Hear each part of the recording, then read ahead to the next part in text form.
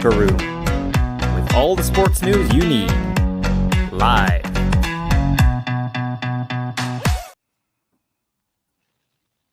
Hello, welcome to the Locker Rooms. Before I start, thanks to Graham and thanks to Reagan for filling in for me last week. I was elsewhere. I was in the Granite City of Aberdeen, but it's good to be back with you tonight here on the Locker Room on Independence Drive.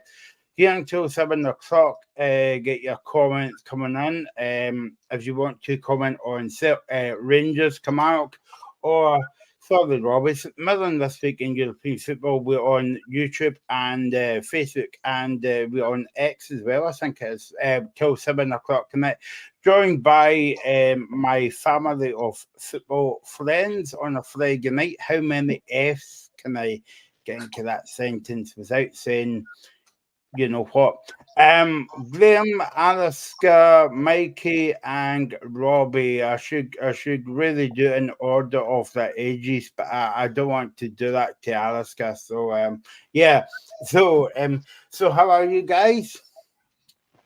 Well, good. Wait till you mention Yeah. Yeah, no, exactly.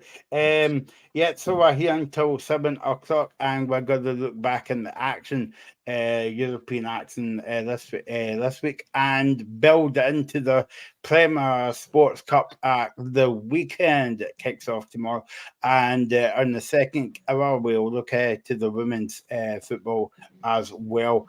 On Sunday, talking about Sunday, we're on between 5 and 6 because of the Celtic Hibs game at 3 o'clock, and there is a small matter of the Premier Sports Cup after the game. So we're on between 5 and 6. I think Graham and Alaska and Robbie has got the short straw on Sunday night. So yeah. We will look back in the European action. First, we will talk about the games on Sunday. So let's kick off with your game on Sunday, Robbie. It is the Jim Goodwin Derby, I'm going to call this one. It's Dundee United against St Mirren at Tannadice. And before we dive into the game, what was your thoughts about last night's game? I think we need to be really proud. Obviously, it's still quite fresh in the minds of the St Mirren fan that we are out now. But there's real pride between the group of players and the backroom staff, and I just think even competing against a team like SK Brann is absolutely massive for us. I mean, they are up there competing with the likes of Bodo Glimt, so they are a very, very good team. I think they deserve to go through. If you look over the two legs, I mean, it was domination and they were so comfortable. I think we picked the right spots to try and counter attack, but last night it just wasn't to be. And I think in another day we maybe take the chances. I mean, Olasanya slips in one of them. I'm probably the biggest chance to go 2-1 up. So I think it was just a bit unlucky this last night. I think in another day we maybe take the chances and can go through. But I think there's real pride between the players for even making it that far. I just hope this isn't the last for another 37 years. I hope we can try and go again and try and be back competing regularly in Europe. It must be, I mean, even though you get knocked out of Europe last night, it was some achievement for St Mirren to get there. I'm thinking about the budgets as well, but also like the fan base. I know that you travelled away, was it in the first game as well? So it must have been a good experience for you to travel overseas and seeing the Saints in Europe. Yeah, I mean, I never actually managed to travel to any of the away games. I just couldn't make it this time, but I did manage to do obviously the March and the first home game against Valour. That was some experience that will obviously live with me forever. I just think for the fans that did travel and stuff, it was brilliant. I mean, not many people who Paisley that support St Mirren have managed to see us in Europe, so to actually have, we did go 3 games unbeaten. People forget that we were doing really, really well in Europe, and it just unfortunately wasn't to be. But there's still a lot of positives to take, and for the fans, it's massive. And as you said, I mean, the money that we made for that is only going to help the club, and hopefully we can be back in it again and maybe go the next step next time. Yeah, no, exactly. So let's look at the uh, Premier Sports Cup. It's funny, Alistair, because it used to be called Viaplay, and Viaplay has killed golf now. They've went back to Premier Sports. Wonderful, isn't it? So let's look at the round two then. It feels funny saying round two because all the big guns are on it. But we have Sunday. We're going from Sunday first. Motherwell against Kilmarnock, 2 o'clock. Dundee United against St Mirren, and Celtic against Hibs. And on Saturday at 6:15, we have got Rangers against St Johnstone. We've got Aberdeen against Queen's Park, Dundee against Airdrie, Falkirk against Hearts. By the way, so that could be a banana skin. We'll get into that soon. Can you mute Graham there when I say that? And today, I think it is. And Spartans against Ross County as well. So that's all the games at the weekend in the Premier Sports Cup. First of all, Alistair, how brilliant to see all the games are on the TV at the weekend. Yeah, I think that's one of the things which Premier Sports absolutely to be lauded for, because previously, you got to see your team if you were playing against the Old Firm. I know that's being a bit cynical, but that tended to be what happened. So the fact that you could, and it's not just what you might call the big clubs, but every club is going to get the opportunity. And from my own perspective, because obviously I live a long, long way from Perth, you can then sit and watch it and get frustrated equally in your house as you do sitting at McDermott.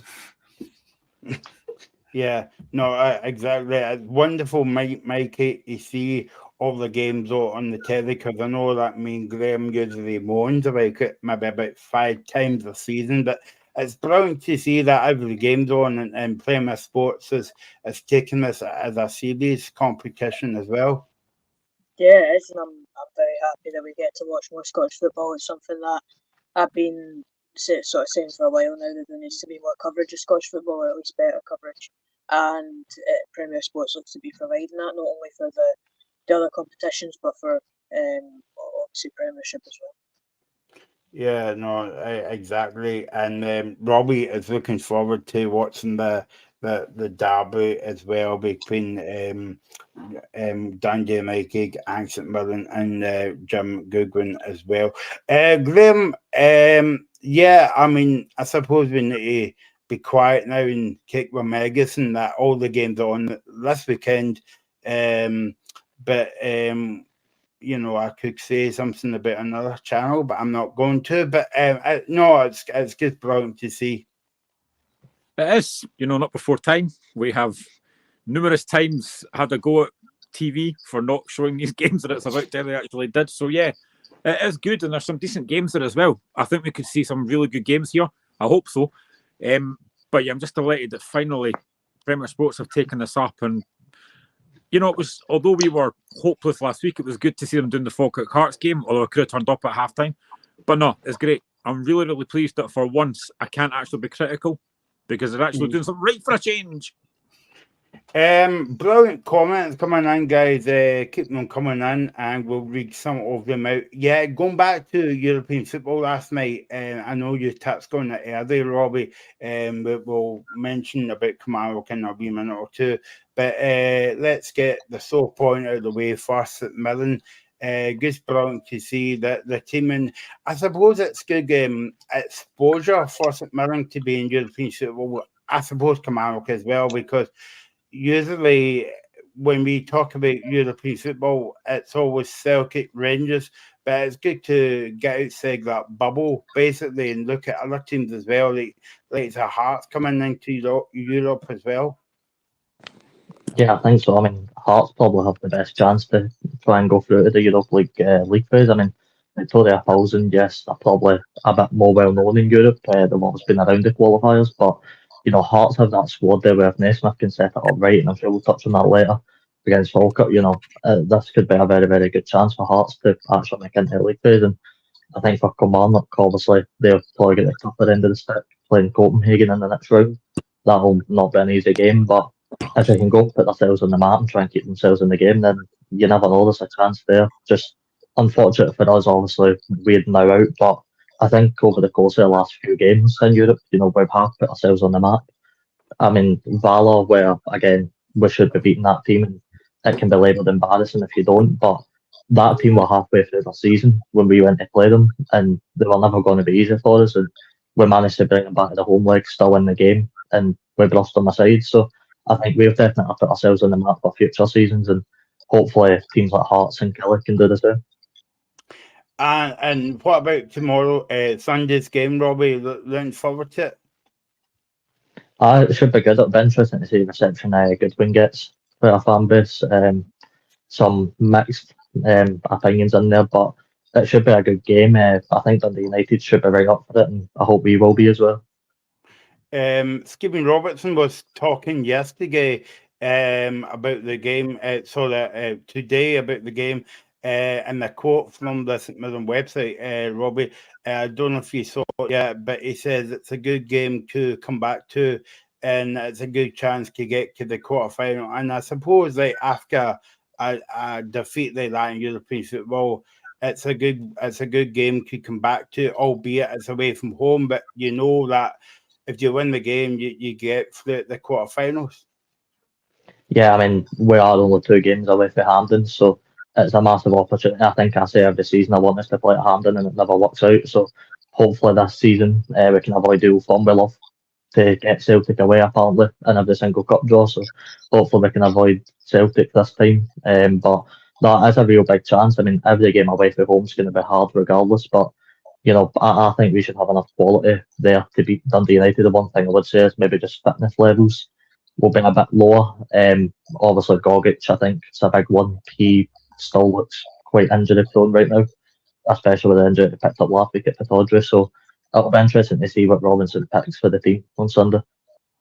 Mikey, speak to me about St Mirren in Europe. It's well, it ended so badly for St Mirren, but I suppose you've got to take out the positives in terms of more money for St Mirren as a kind of smaller club in Scottish football. Sorry, Robbie, but it's good experience, and let's hope they get there in that season.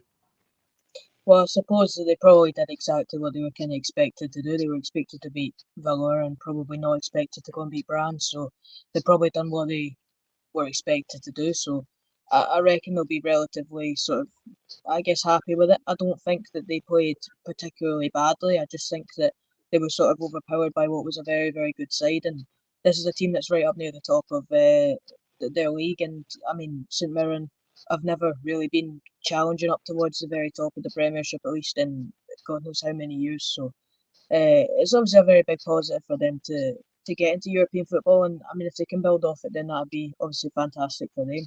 It will provide them some financial support, probably more than what the Premiership could offer them by getting up quite highly in the table. So I think they did exactly what they were expected to do, in all honesty. I feel it's good. It's good, brilliant to see other teams in Europe, as I said, outside of the Old Firm, or as some people call it, the Glasgow Big Two or whatever. But yeah, it's good, and it puts Scottish football on the map a wee bit more than what it is. Yeah, I think you're right. I mean, the Old Firm are by and large what the media concentrate on because they tend to be in Europe longer than the rest of Scottish clubs. And I think it's Ian's comment about, supporting Scotland and the Scottish teams. Robbie talked about the fans who gone out to the away games. Now, my experience of doing that is it's a once-in-a-lifetime thing. You get to go and watch your team in Europe if you're not an Old Firm supporter.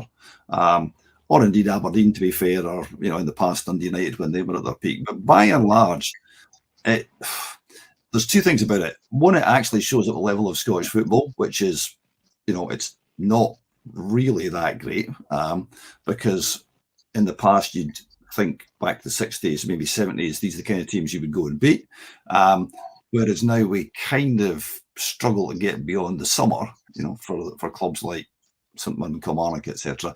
But the other thing about it that is absolutely brilliant for the fans is that you get to, not just the fact you get to go away, but you get to see players in a different style of football.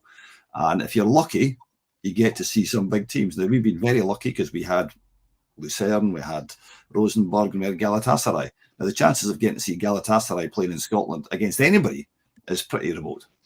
So you will have had people coming to those games. I'm old enough to remember the SV Hamburg game in the 70s.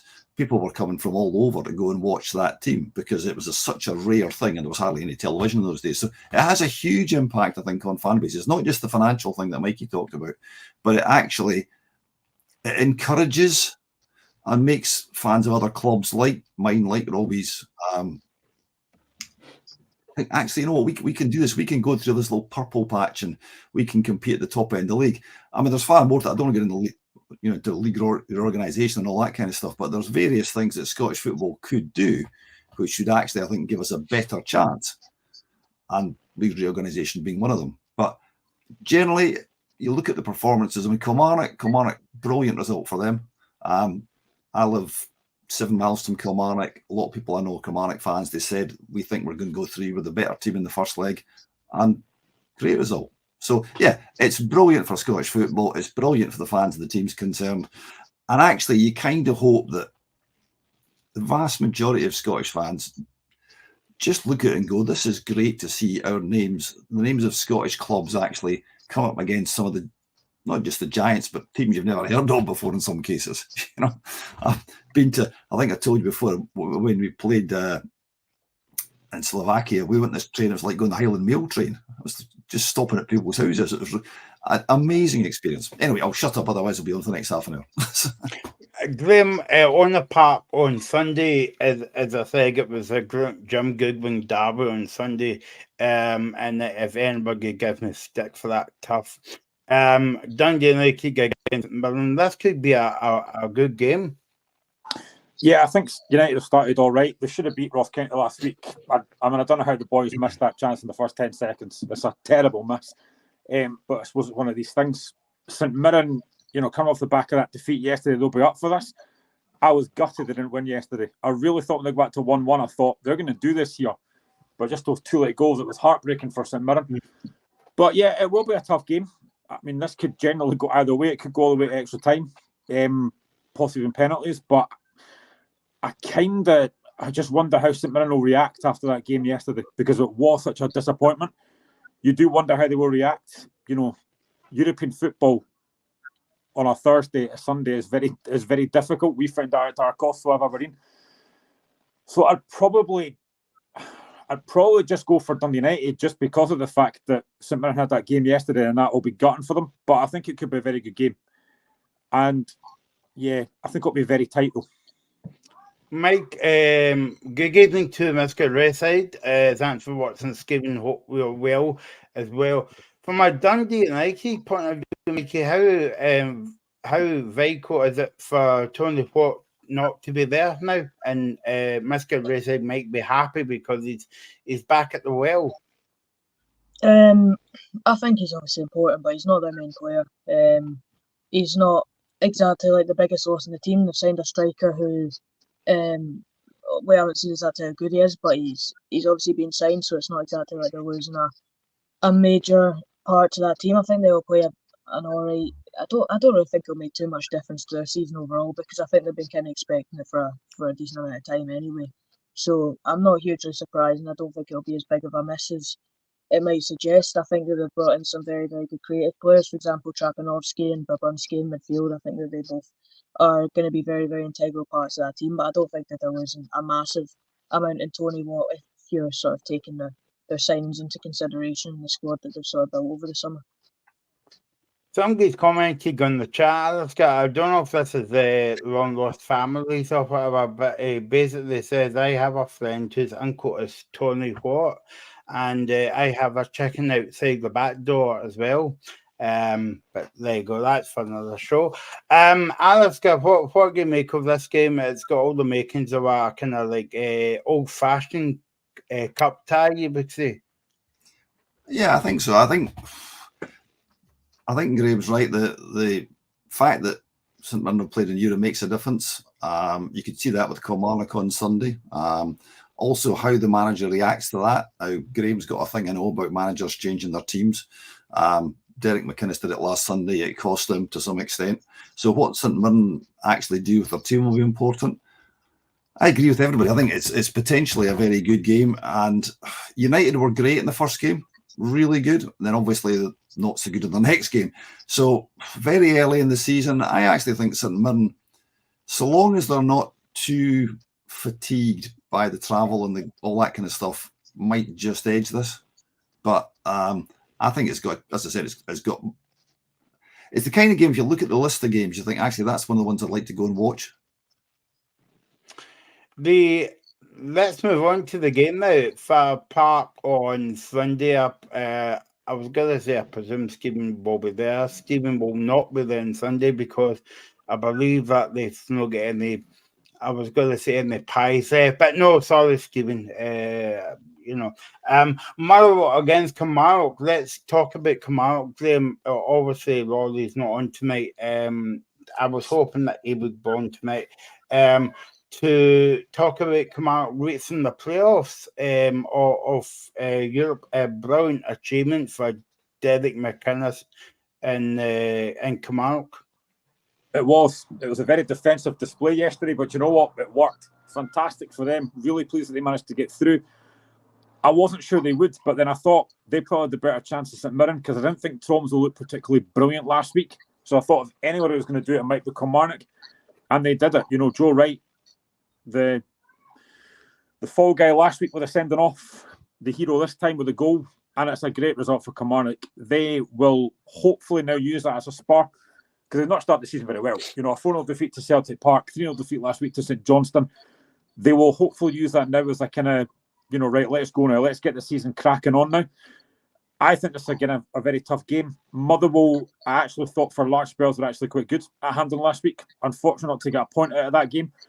So this is a tough game, and the return of Tony Watt, who's had more clubs than Tiger Woods, but this will be interesting to see how he does. But yeah, this is an intriguing game. I don't know how to tip this to go. I mean, again, European game for Kilmarnock yesterday, but they'll be on a high after that game yesterday. So you just wonder again if tiredness might come into it. But this is a tough game to call. Maybe just to keep Stephen off, he might just go for the Motherwell win. Alaska, I heard that Graham was practicing that joke all week, but nobody laughed at that joke, Graham. But you knew what you meant. It's fine. Alaska, and this is another good game as well. And another game that's on the TV. Yeah, and there's obviously comments about Tony Watt, including I think we're going to be becoming a genetics show because absolutely his uncle is Tony Watt. He doesn't actually say that it's Tony Watt, the footballer, mind you, but that's by the by. Watt's best form was at Motherwell. He scored barrel loads of goals there, and he didn't actually score an awful lot of goals when he's with lots of other clubs, including my own. He's clearly got a bit of talent. Is he going to do what Theo Bair did last year and scored 15 goals for them? I'm not convinced he is, to be honest. And I think, again, we've talked about this before, teams being tired after Europe. Kilmarnock will be tired. They will be up to make sure they try and turn their season around. So that in itself gives it, you know, the makings of a decent game. I just think it's one of these ones where Motherwell might just sneak it because I think, although Kilmarnock are a better team in my view, and I think Dale's a superb manager, I just think that the tiredness, the euphoria, it might just be a bit too much, which probably means that Kilmarnock win 5-0. Yeah, or Mikey, I was about to say it could do the opposite. It could do, but I just think that over the course of what we've seen from Kelly so far, they've looked quite sort of sluggish after European games, and I don't think they've particularly performed very well in any of their games this season. Even the European ones, I don't think they've really had a standout good performance. It just seems like a bit of a hangover from last season, in all honesty. But I would kind of say the same with Motherwell. They've not really hit top gear this season. They've not looked great so far, but I don't think it'll be the best game on the eye. I can see it being maybe a one goal either way, but I'd be very surprised if there's loads of goals in this one, just because I think that yes, Kelly have got the high after the game on yesterday, but over the course of it, I don't think there'll be much in this game, and I could genuinely see it being 1-0 to either way. Sorry. Robbie, what's your take on the game? I mean, I think they've all said it. I think it's going to be big to see how Kelly play after, obviously, the game yesterday. I think McInnes needs this win more than Motherwell do, I feel, just because it has been such a fluky start in the league season. So I feel like if you're a Kilmarnock fan, you get more expectation to go on and win this game and try and kickstart your season. And Scotland especially, get it kick-started and get it off and running. I think this is a big game though. I mean, you look at Motherwell last week at Ibrox, they showed promise. I mean, for how much was spoken in the show about how many injuries they had, they showed real promise in the game. I think, again, Lennon Miller was one that stood out at Ibrox. He had a really big chance to go and put Motherwell back into the game. So I think Kettlewell can take a lot of performances, a lot of positives, for that game and try and build on it for this one because, again, both teams will no doubt want to advance through this and it'll be big for both teams. So I could see this going either way. I think Mikey's right. I think it could be one goal either way. And who knows who it's going to be towards. Just before Rangers PR office phones me up, the game was at Hampden, Robbie, last week. But there you go. Just missed it by the post. But that's okay. Graham, how important is this game for Motherwell? Because I know Stephen keeps us up to date with what's going on at Well and not always well. Did you see what I did there? About Stuart Kettlewell. So this obviously this game's important for both sides, but more important for Kettlewell. But I suppose like when you're a manager in that situation, it doesn't matter what you do. If you win the game, if you win the cup or whatever, they still won't regular you anyway. Well, he survived the horrible run last season, 15 games without a win, and he still survived. So, and yeah, they've not restarted the season particularly well. I said at the time that I was surprised at the reaction that Motherwell fans gave after the Partick Thistle game. They did get through. I know they were great, but they still got through. And it's a cup tie. It's a big game tomorrow. I think it will be a big game for Kettlewell. If they can get through, again, a bit like Kilmarnock could kickstart the season. But there were signs last week. Robbie just spoke about it there. Motherwell had a lot of injuries last week. I think it was 8 or 9. And yet they still could have got a point from Hampden last week. So, they'll be up for it tomorrow. We're going to, obviously, Tony Watt with a big story tomorrow. It wouldn't be a surprise if he actually scored tomorrow because that tends to be what happens. But yeah, I mean, it's a big game for both. But I think Motherwell could do with a little bit of something just to turn the season around. It is still very early in the season, though. I think it's far too early to be talking about sacking managers just yet. But it would be a big confidence boost for him if they could get a win tomorrow. And it doesn't even matter if it's like not a great game. If they can just even win 1-0, get through to the next round, get a decent tie in the next round, you just never know. It could kickstart everything, but it's a big game for both teams, though, I think. And I would say, Alistair, I'm expecting a big support this game as well, and a big away support because I think they're coming straight from the airport to Fir Park on Sunday. So yeah, and it's on the TV. It's all the makings of a good game. But in saying that, me and Graham spent the past 5 years building the games up to be brilliant games, and guess what? It's all the way to penalties. Yeah, I think everything everybody said so far, I would by and large agree with. I think you're looking at a game which I think will be tight. As I said, I think Motherwell might sneak it, but on the day, it's a cup game. That's another thing you forget. This is a cup game, so actually you really want to sort of throw everything you can at it, and therefore you do want big crowds.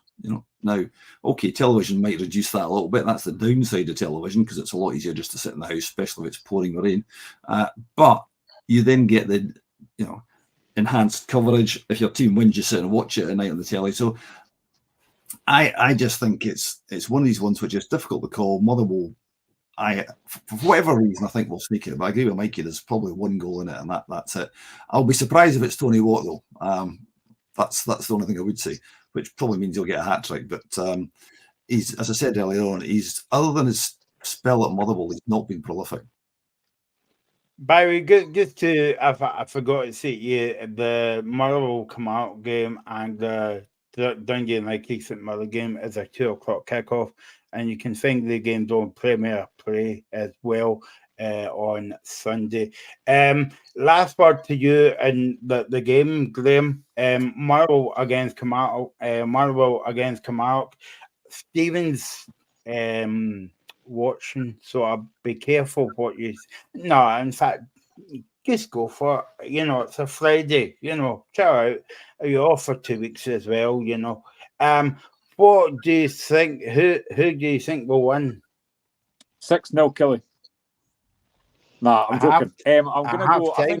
I think it'll be really tight. I think it'll be tight. I'm going to go 2-1 Motherwell. I think Motherwell will just sneak it. And yes, I am doing that to keep Stephen on side. But I also just think, again, with the European game yesterday, I know Kilmarnock are on a high after yesterday, but I just think fatigue in that could play a real part. So I'm just going to go Motherwell to sneak it by 2-1.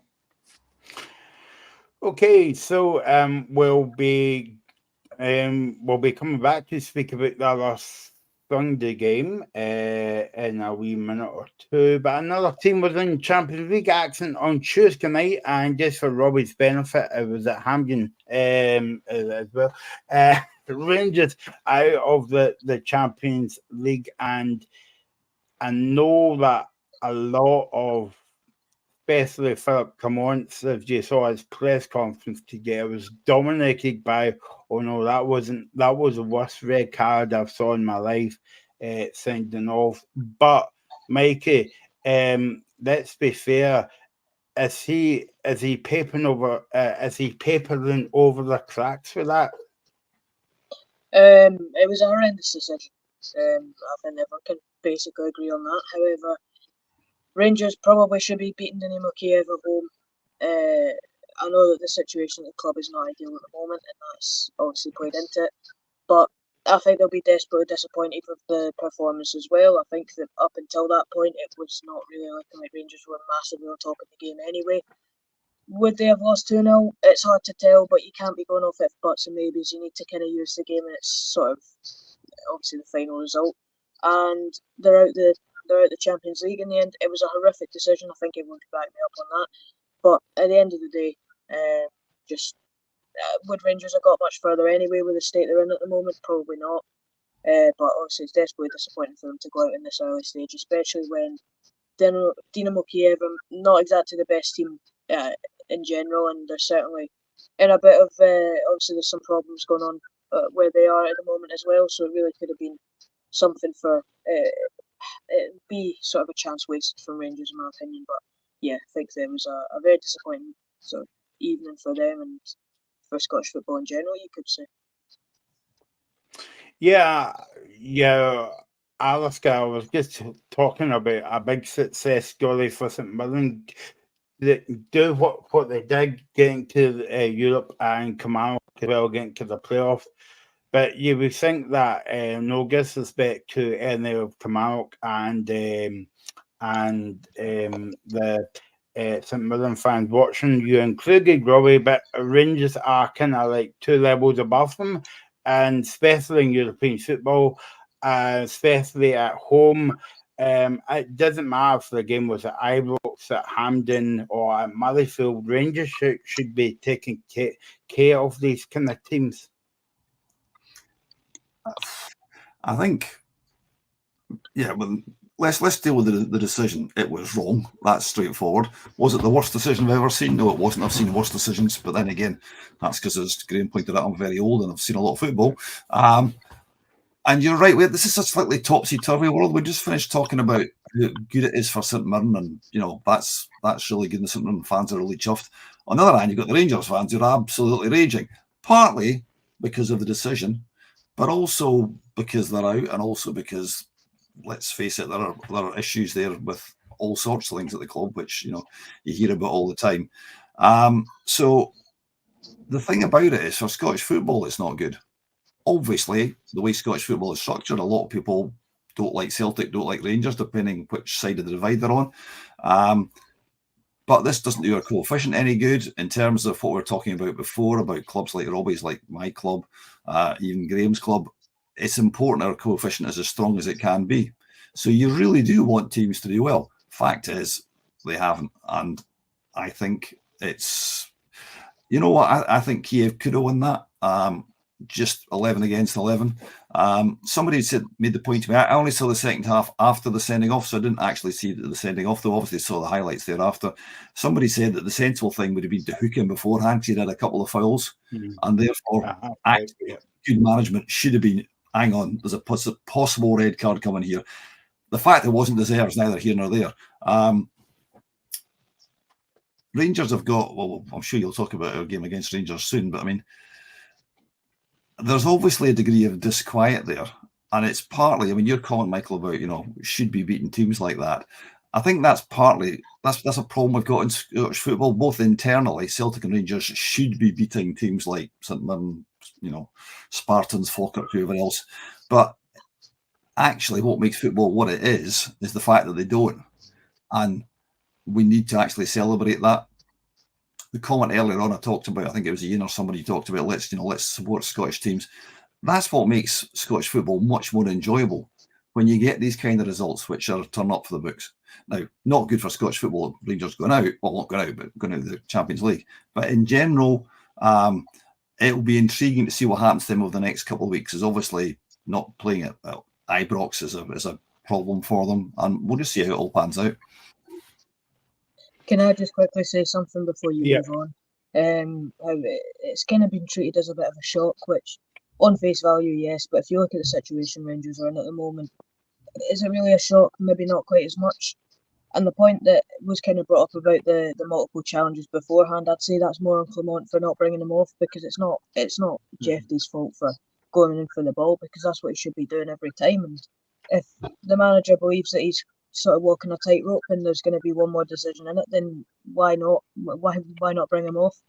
Even if you don't have options on the bench, you'd rather bring on an option which isn't exactly optimal for your team than be down to 10 men for 50, 40 sort of minutes in the game. So I would say that's poor management on Clement's side. I think that there's been quite a few poor decisions made by him over the last, I'd say, few months. I think there's been quite a few poor managerial decisions made by him. Especially with the sort of persistence of the same team with the likes of Ross McCausland and Scott Wright, who shouldn't be near that first team at the moment. And I think that it's a very tough wake up call for him, and if he doesn't learn from it, then you never know. But I don't think it's as big as a shock as it's sort of made out to be, as Rangers are obviously in the really poor situation they're in at the moment. See, the one thing I would say as well about the fact that, say, we should be beating teams like Kiev. I mean, how often have we seen this over the years? And I think I said this last week. So many times I've seen Scottish clubs, my own included, go into games that you think this should be a win for Hearts or whatever, and we fall flat on our faces. It's happened so often, and it will always happen. We get teams that we think, right, that should be comfortable, and it never is. And something else I said as well, I've seen this numerous times as well. There are so many clubs around the world or around Europe where if they're playing in Europe, then their league game gets postponed to give them a chance.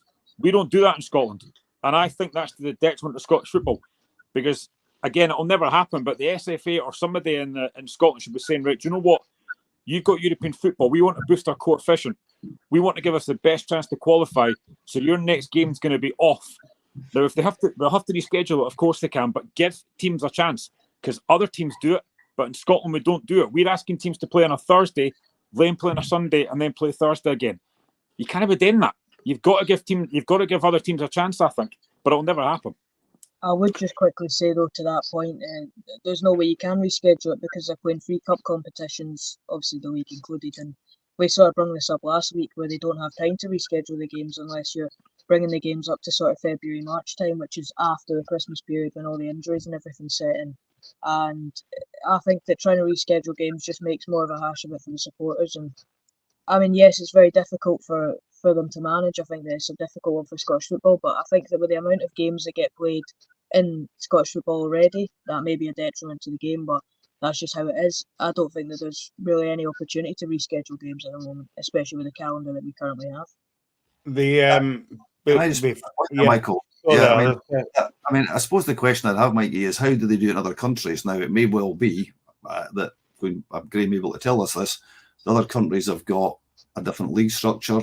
We've got a very small top flight, and that makes it more difficult, which I suspect is, where you're coming from, Mikey, and that probably does create problems. But other countries must manage. It'd be interesting if they've actually, the football authorities here have actually looked at what happens abroad. You kind of hope they would have, just to see. Again, I don't know, but these are the kind of questions which you would hope are getting asked. I think a lot of it is that a lot of these sort of other leagues, they don't have a third cup competition.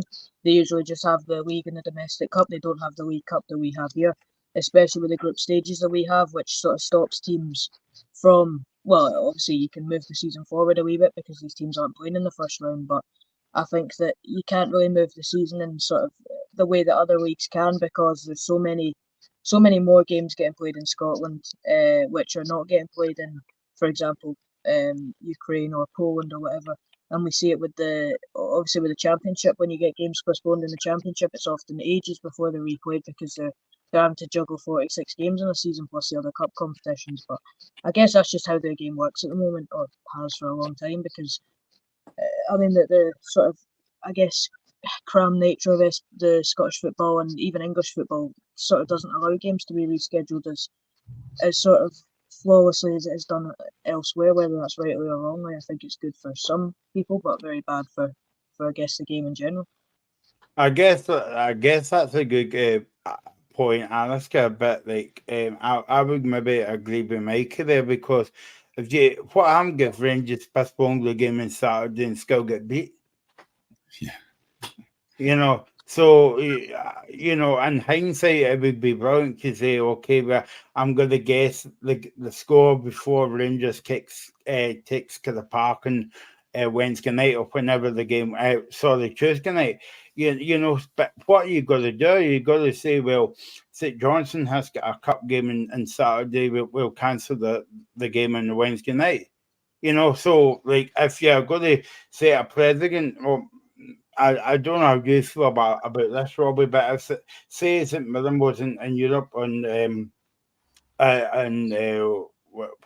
last night, what, you got to cancel the game on Sunday then? So, Right. and that's the same with every competition that you're going to be in, whether it's like League Cup, Scottish Cup action, or just kind of like league football in general. Because if you're going to go down that road, then every team's going to say, well, we've got a relegation game against Ross County at the weekend. Can we cancel the game on the Wednesday night? And Yeah, you might still get beat.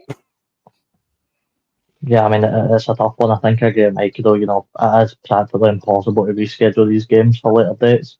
We just have no time. I mean, we're already sort of limited on time with the two cup competitions, and then you play league games during the week sometimes anyway. So for teams, it's pretty much impossible to try and reschedule and fit the schedule around. I mean, with the way it is just now, I think it just about works. I think you can sometimes see struggle, but I mean, I think sometimes, we just need to get on with it. And I think if a team like Hearts, take for example, I mean, I think they've built for it pretty well with how much squad depth they've got. So I think you can see teams are starting to try a bit more to try and prepare for the sort of period of Thursday, Sunday games. And I think for the league, as Mikey said, I think it is just impossible to try and get these games rescheduled. So I think for the league, yes, it would be beneficial if we could say, just take the weekend off and try and get ready for the next leg. But you just need to go on with it and just try and build that sort of squad depth to try and compete.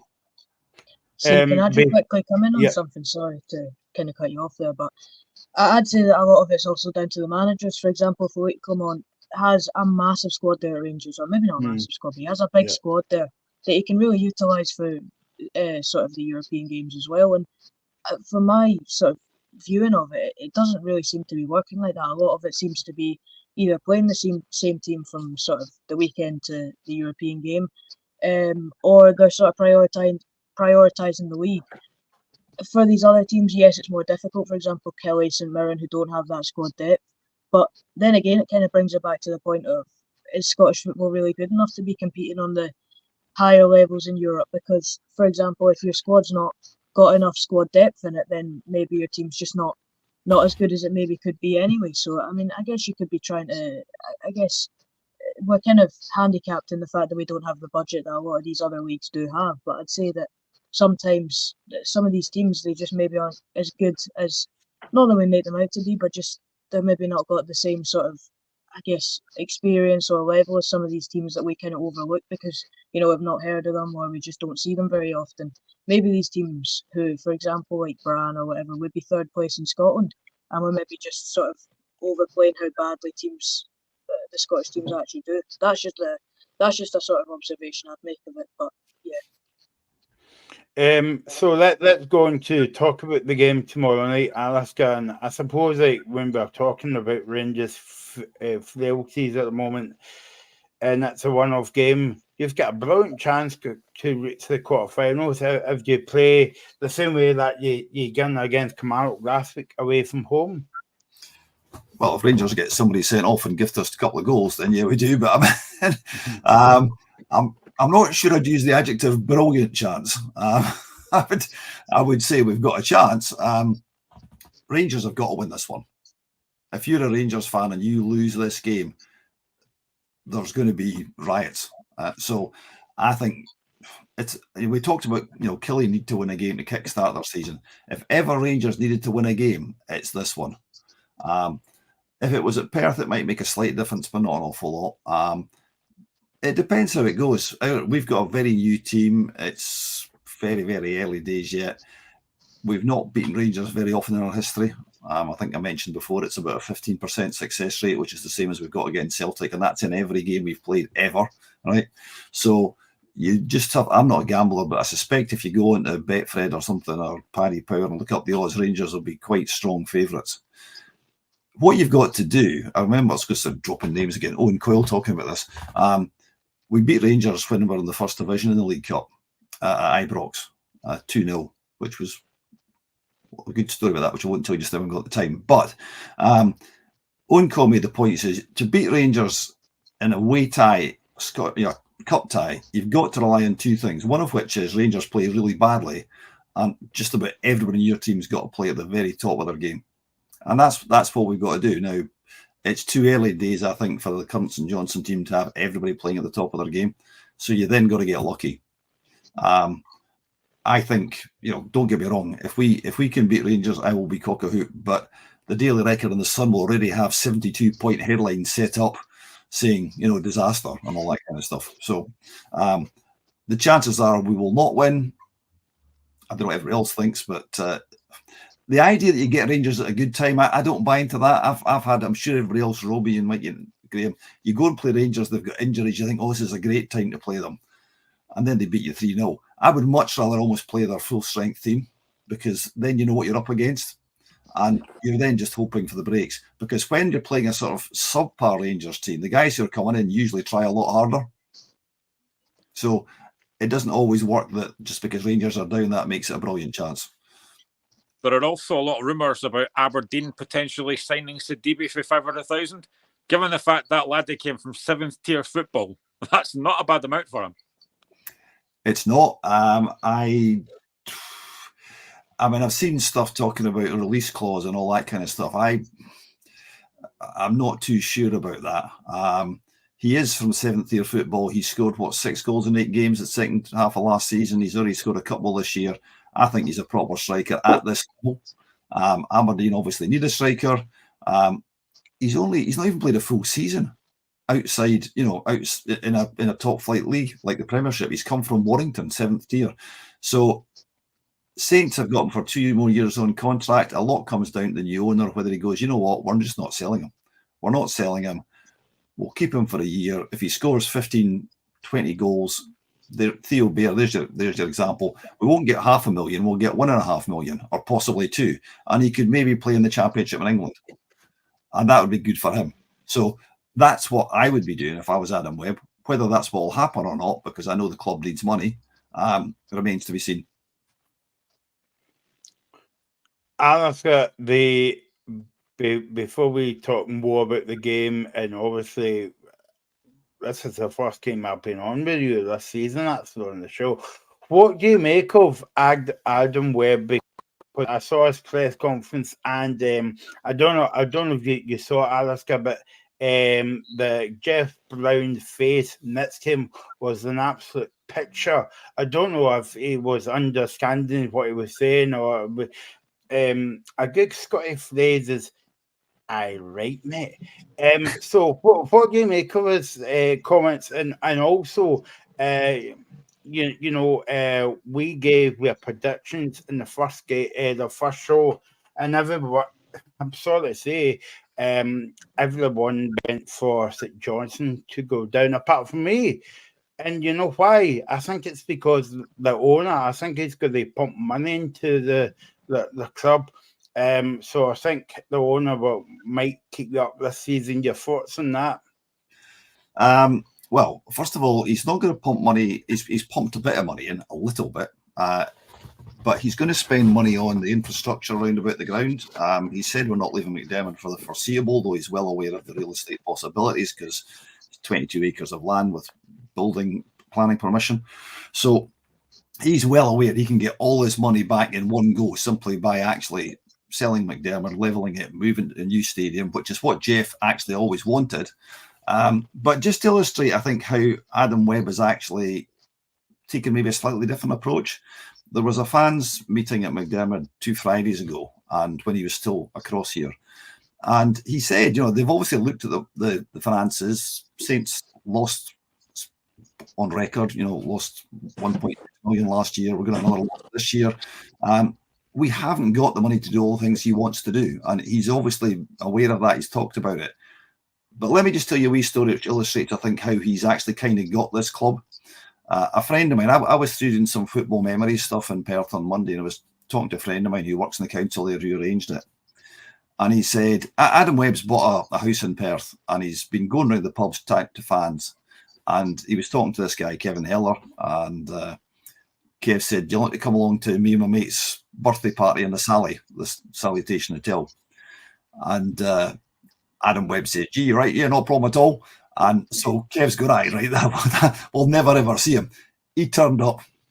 He came along to an average fans party in the Sally and with his American mates and stood there and bought beers and stuff. That is why I think the Saints fans are very much glass half full just now. He's not going to do the Dundee United Dundee thing. He's not going to throw money in it like that. I think he's going to basically trade on Jeff's legacy and run the club well.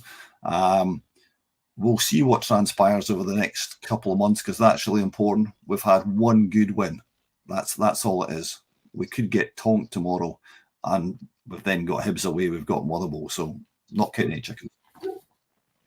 Do you think it'll do more off the park as well about like McDermott's a nice gig him, easy access as well, you would say. But in terms of to get your home support back up? He said that he wants to put another 1,000 bums on seats. Now, everybody sitting around this table, everybody watching this knows the only way you do that is by winning games. If we watch the football we watched last season, you'll probably take 1,000 off the gate. But he's full of ideas, and he's got this American can-do attitude. So he's saying, look, why can't we have alcohol served, for example? Now, that's something which, again, I know with my SFSA hat on, Scottish Government not too keen on it, but on the other hand, the football authorities are actually quite open to it. There are obviously issues in relation to big games. But if you're at, say, I don't know, Montrose against Forfar or whatever, why on earth could you not have a beer? He's wanting to introduce standing areas. I know fans, particularly older fans, who get really annoyed when the ultras groups all stand up in front of them and they can't see the game. Because the older fans, believe it or not, guys, when you get to my age, you'll appreciate this, actually want to sit down and watch the game. Because when you stand up, it's really painful. So all those kind of things. I think this sort of American, I don't think it's going to get quite like a baseball game with people pitching hot dogs to the fans and all that kind of thing. But he is certainly wanting to look at ways to change things. The alcohol one's an interesting one. Again, I know we're going off a tangent there. I'd be interested in what people's thoughts on that. Robbie? No, sorry, you go, Michael. I don't have an opinion because I don't drink alcohol. So there you go. I think for St Johnstone, it's definitely a lot more positive, and I think some of the ideas, if they can sit down and have discussions about it, I think I'd be open to it. I mean, I do drink some alcohol sometimes, so I mean, I'd be fully open to it at games. I think, obviously, as Alistair said, you need to look at the sort of big games and go, is this going to be a hazard if we do allow it here? I think you would need to allow it only certain games because obviously it could cause trouble between fans. But I definitely think for St Johnstone and the Owen stuff, they're definitely looking on ways to improve the game, and it's only going to help the league in the future of Scottish football. Graham? It would have been better for Hearts fans if they sold alcohol at Dens Park last week than that first half horrendous performance. But yeah, I'd be more than up for that. Like, I do like a little tipple now and again. So yeah, I'd be more up for that. And if St Johnstone start doing that, they can get my bum on a seat quite happily. I don't know if it's the name Michael, but we are doing Glynk either, Mikey. So I'm in your camp. In that one. Well, I don't know about that. You've never saw me before. No, I think what it will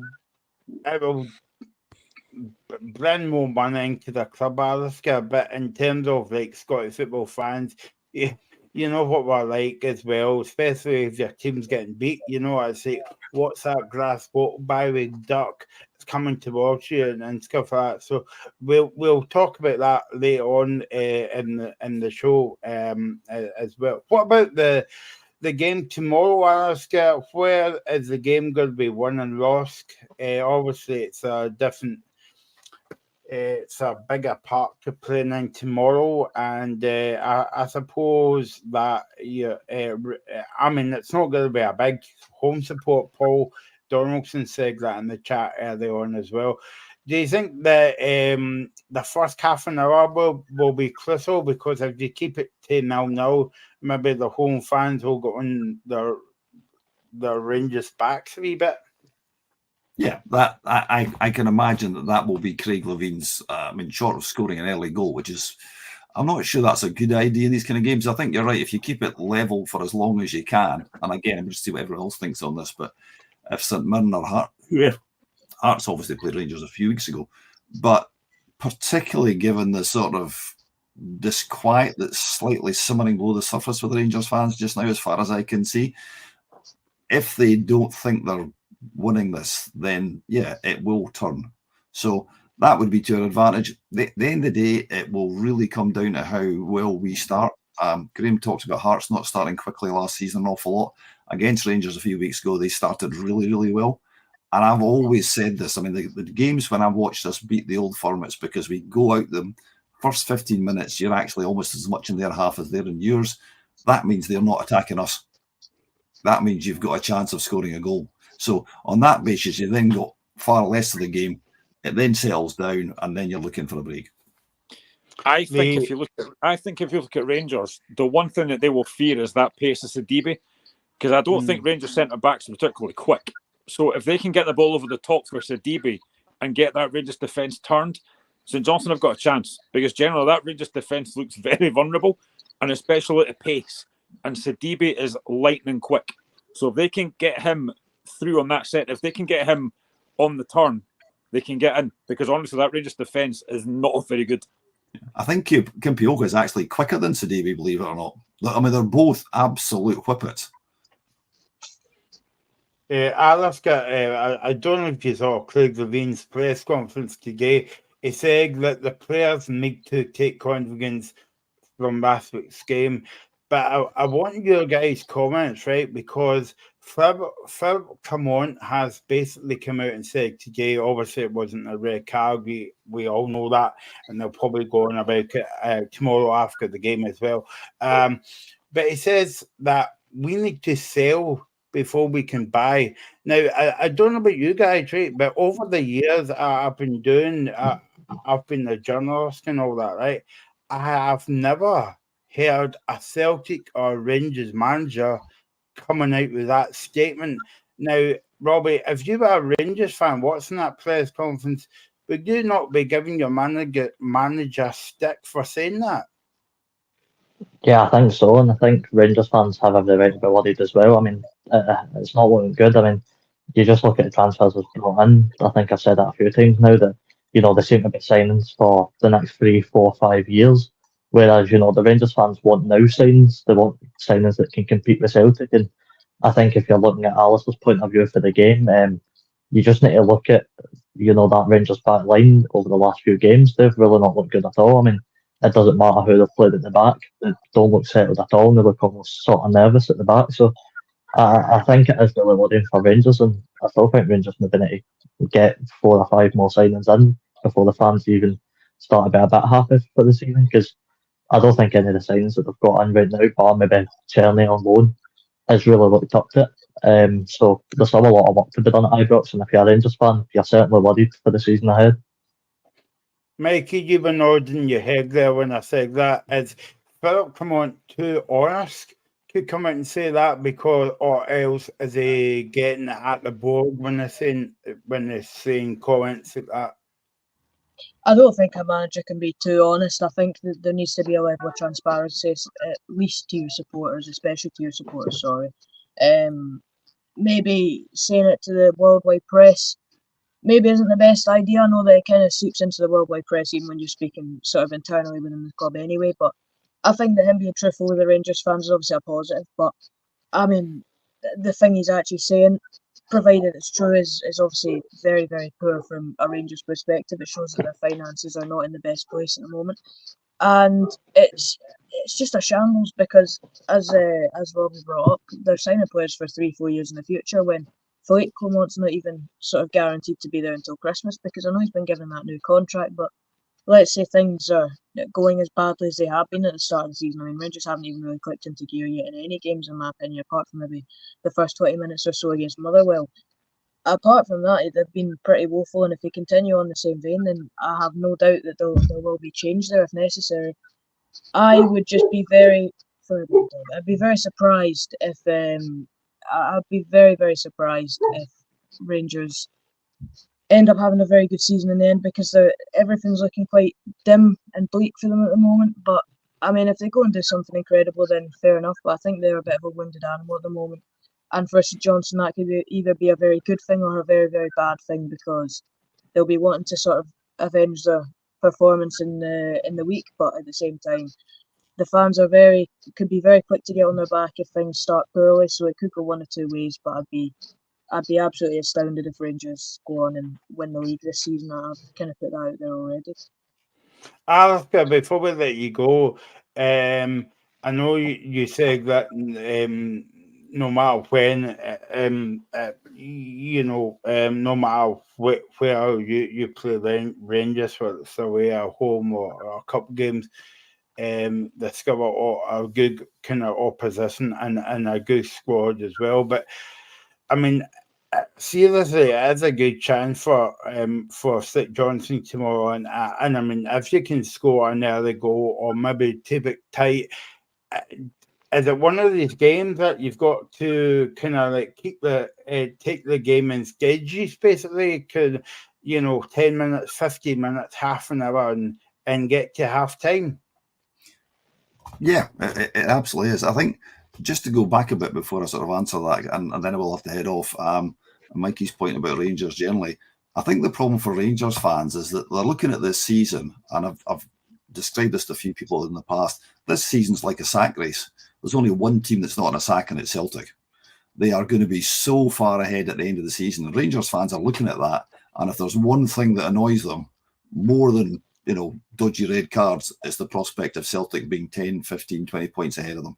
And that, I think, is probably what's at the root of a lot of the disquiet. So what worries me is that everybody here is saying St Johnstone got a great chance, which probably means we're going to get tonked about 5-0. So, because that's the way football works. But to answer your question, Michael, yes, we have got to go there, sit in.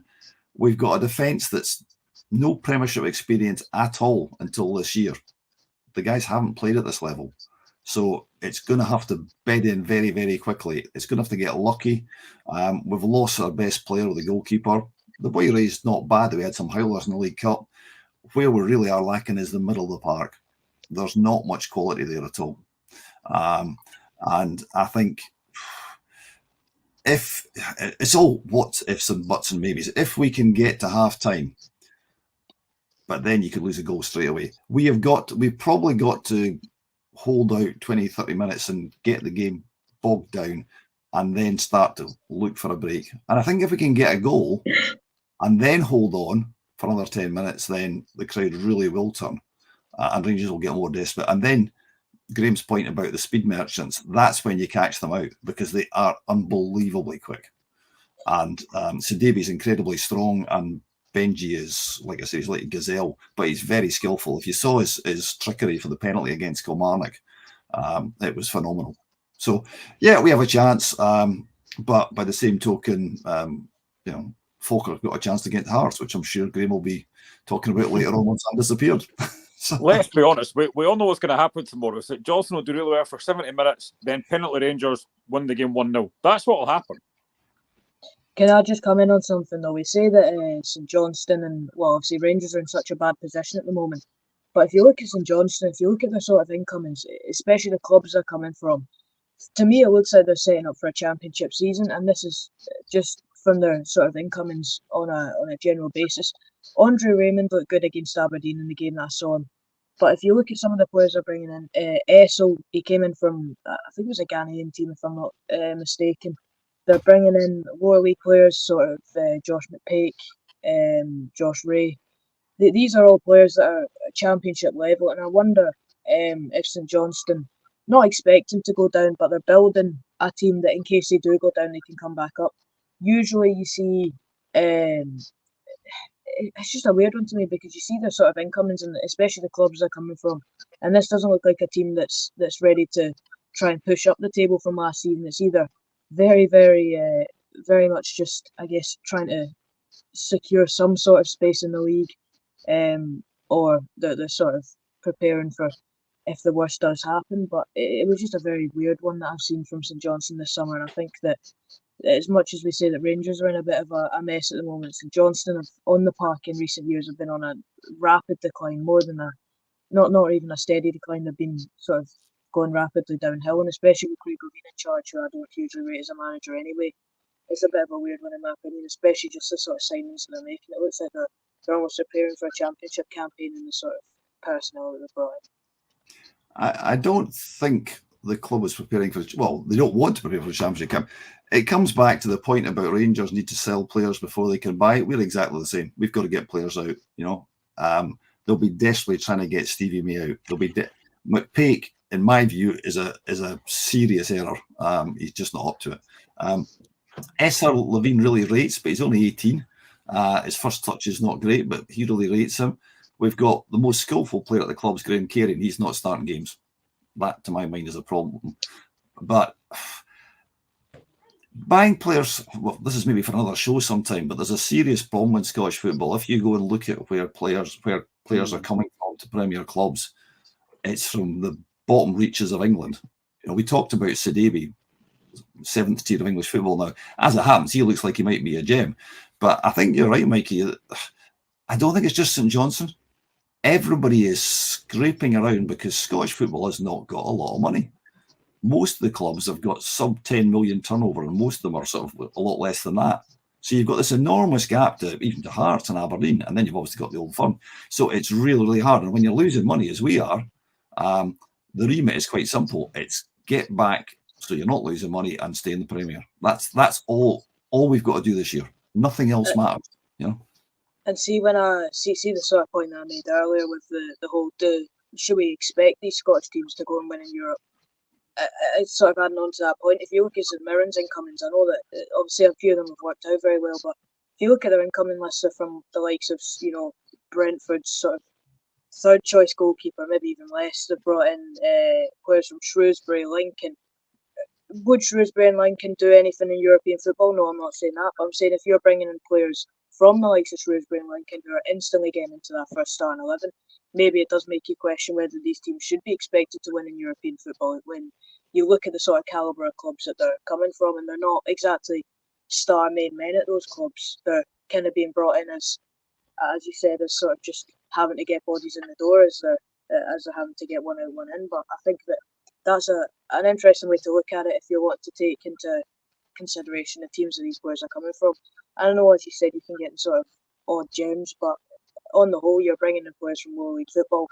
If you're building your squad around that sort of level, then your squad's going to be around that level, and that's kind of just the long and short of it. Michael, can I just, before I head off, because I really need to head off, otherwise domestic violence will ensue.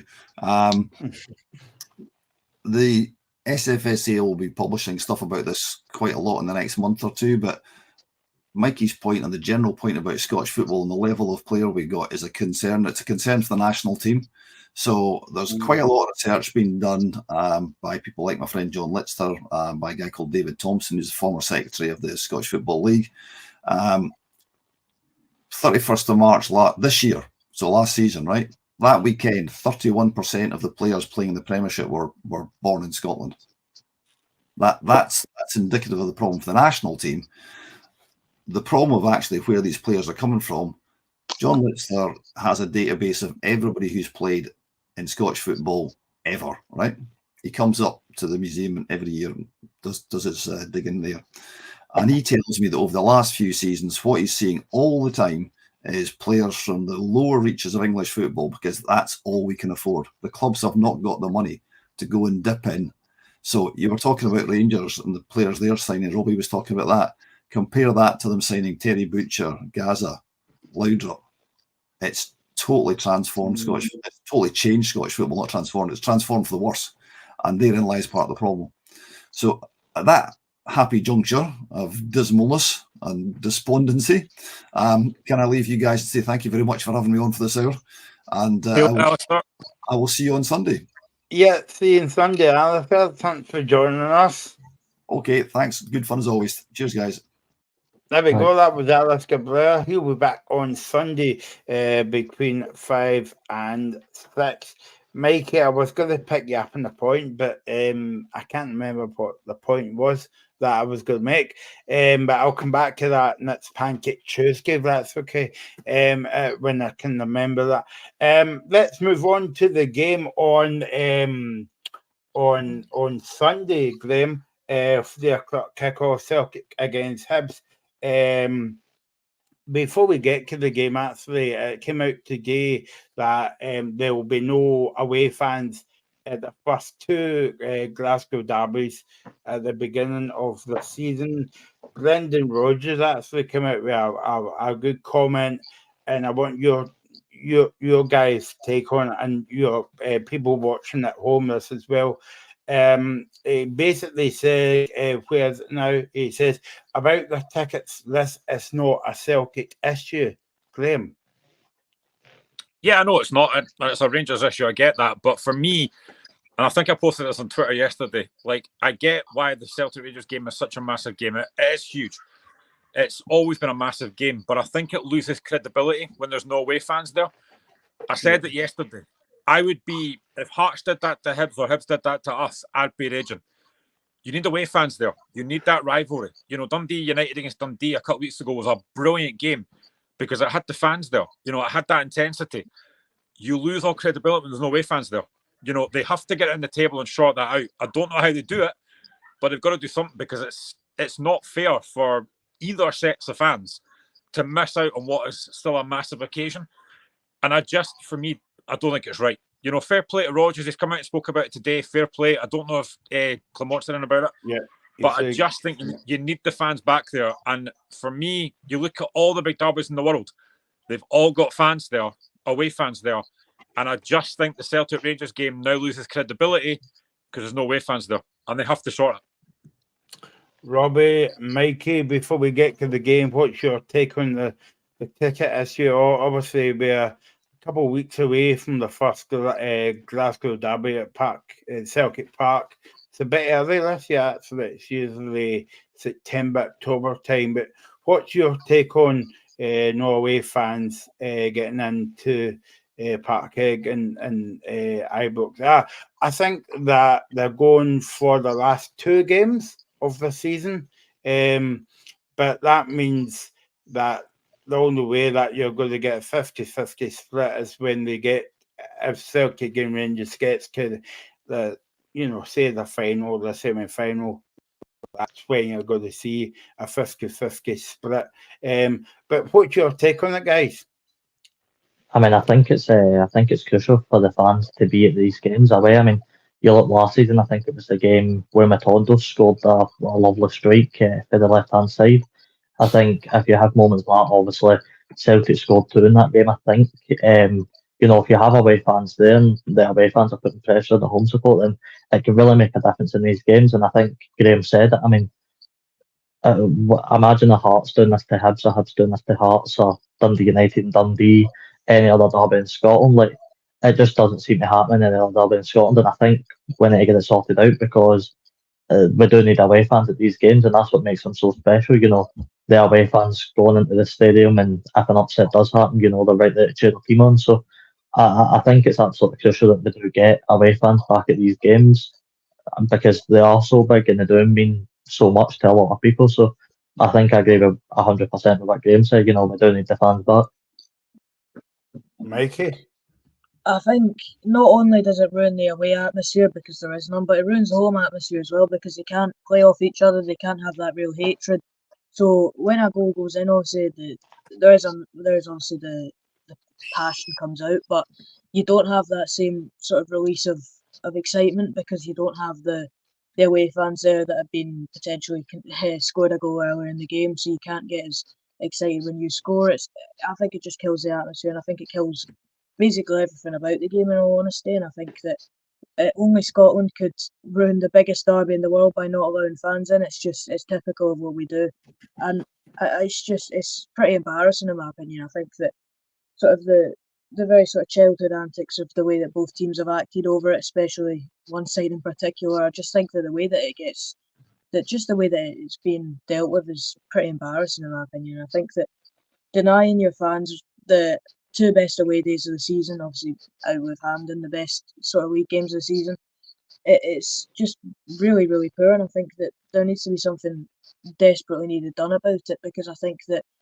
we're seeing it more and more now, just the negative impact it's had on the derby as a whole, because people aren't seeing it as the biggest derby in the world anymore, because there's no fans there to cheer them on. Well, obviously no away fans there, and I just think that you're losing the biggest derby in the world without a shadow of a doubt, and you're more likely to watch a Dundee derby or an Edinburgh derby now, because there's more atmosphere off of it. And I feel like it's really got rid of the very special element of Scottish football. And I know that we're probably not going to go back to the full stand for Celtic, and obviously the full allocation for Rangers. I don't think that'll ever happen, or at least for a very long time, but at least have some fans there to try and create an atmosphere. And I know that it's very difficult, but then again, at Hampden it's 50-50, and there's none of these sort of problems that keep getting mentioned. So to me, it's just a bit ridiculous. Just to confirm, Mikey, that there's no hatred in Scottish football. I know what you mean, but just for the purposes of the show, we want to and give. So that's an email from Rangers I'll get tonight, and an email from Rangers and Celtic fans. Thanks, Mikey. You can come back on the show anytime you like. So what about the game on Sunday, Mikey? I presume that you were at the game last week. What was your take on the Hibs performance against Celtic? Just flat. I think that it's the first. Well, there's been a few over the years, but usually when you go into Hibs, usually provide you with one thing. Even if they get hammered, they provide a certain style of football, a certain style of intensity, and that just hasn't been there this season. And I think that it's the core identity that's been lost over the last couple of seasons. I think that usually you get these results in the season, like we drew with Celtic last season. We got multiple big results the season before, and it just hasn't really. It didn't look like there was any real threat of that happening. Celtic took the lead very early, which really killed any momentum that Hibs could have built in the game. They were sort of trying to find a foothold again before McGregor obviously scored a fantastic goal.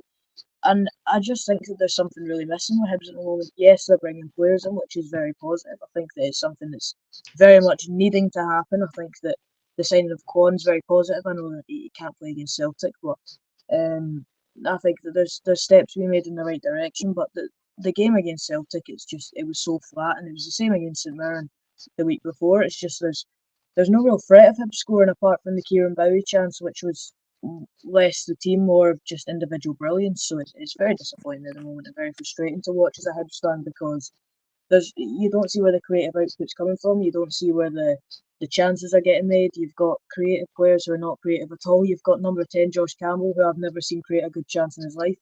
I mean, that's probably overstating it a little bit, but he's not exactly the most creative player on the park, and we're trying to sort of fit him in. I think that Luke McCowan would have been a good signing. It doesn't look like we're going to get that over the line, and I just think that Hibs are missing a few players, especially in that offensive area, which are going to really unlock the game, because Martin Boyle's not the player he once was. Yuan's out, and yes, we brought in a couple of good strikers, but you could have Cristiano Ronaldo up top if you're not gonna provide service and you're not gonna score goals, and that's just how football works, unfortunately. Graham, were you going to say something? No. I was going to say, I know that you've signed the laddie Kwon, who was obviously at Celtic and St Mirren. I mean, that's not a bad signing. And I know that we spoke about this before as well, Mikey. You've now also lost Dylan Venti on loan. You're not gutted about that, are you? Because he wasn't, for the money you spent on him, he's not really offered very much any game that I've seen. The difficult thing with him is that I do really like him, but the issue is he was played out of position horrendously last season. He was played off the left at times, and that's just not his position. I don't think he's a very good player. I don't think it's another one of the Hibs signings that will unfortunately go down as a flop. But he wasn't helped by the very poor management of him last season, and I think that this season, is there any real space for him if he's not performed? I wouldn't say so, but I think the one negative I'd take for Hibs is that why send them out on loan? Because try and get them when they've got some value left. Don't wait for their contracts to run out. We've seen it so many times where we try and persist with these players. No, he's out on loan, but he's still with the club technically. We try and persist with these players that consistently don't perform, and it's really cost us over the last few seasons. The one that I bring up is Harry McCurdy, and it's very, very difficult. Obviously, Rocky Bashiri as well. I think that you can try and get a bit of sell-on value for him, but we persist with the same team.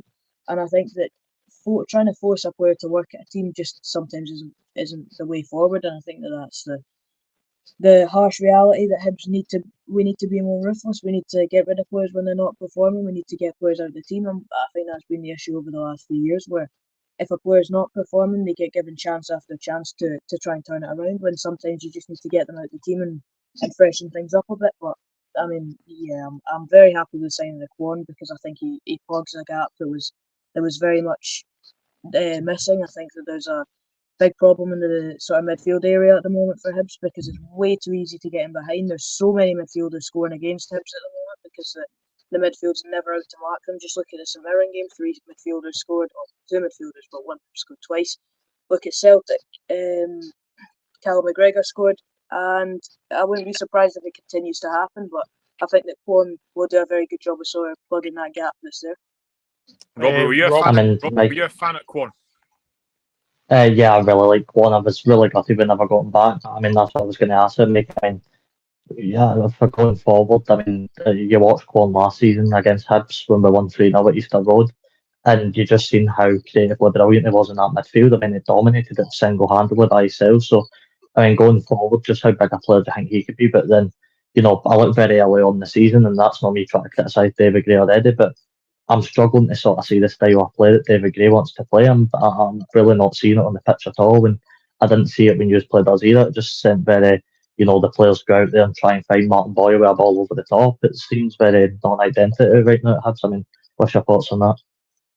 It's very sort of stagnant. I think that the issue that was under Nick Montgomery was the ball wasn't played quick enough. It was played very slow, very sluggish, and it seems to have carried on into the sort of David Gray era. I brought this in quite a lot last season on the show. It seems as though Will Fish and Rocky Bashiri had the ball 95% of the game, and it's not really changed this season. It's a different back two, but it seems to be the same thing. I think that you could kind of see what he's trying to do against Queen's Park. That was the main game where it kind of did click, but a lot of the time it's just Hibs, just as you said, they really lack intensity. It's like they're not going for the simple passes. They're not trying to play link-up play. They're just trying to get it in behind, and that just never works nowadays, especially with the sort of pace that defences have sort of somehow got nowadays. And I just think the way that Hibs are playing at the moment, I don't know the way that Hibs are playing at the moment. That's the honest truth of it. And I just think that we're bringing in players that, are they going to try and help the sort of style of play?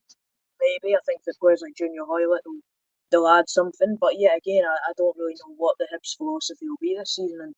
And against Celtic, it's almost as if you're just watching a team that's been thrown together and put out on the park without any tactical instruction. It's just been put out there to try and go and keep the score down, and that's what it genuinely seemed like in that game. And I think that Celtic could have gone really for the kill after the second goal, but I think that they laid off the gas just because they basically wrapped the game up within 20 minutes, and they didn't really need to go and score 4 or 5 when they've got other games coming up. But I'm quite glad that they didn't.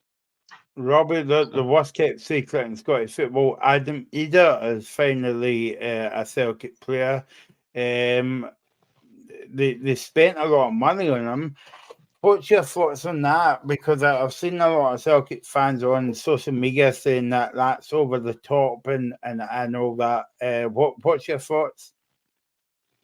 I mean, it's definitely a lot of money that Celtic have spent, but there's no doubt they've spent it on some sort of quality. I mean, from the small glimpse that Celtic fans would have got either last season, there is definitely quality there in that player. I mean, we always speak about Scottish football not selling enough for enough money.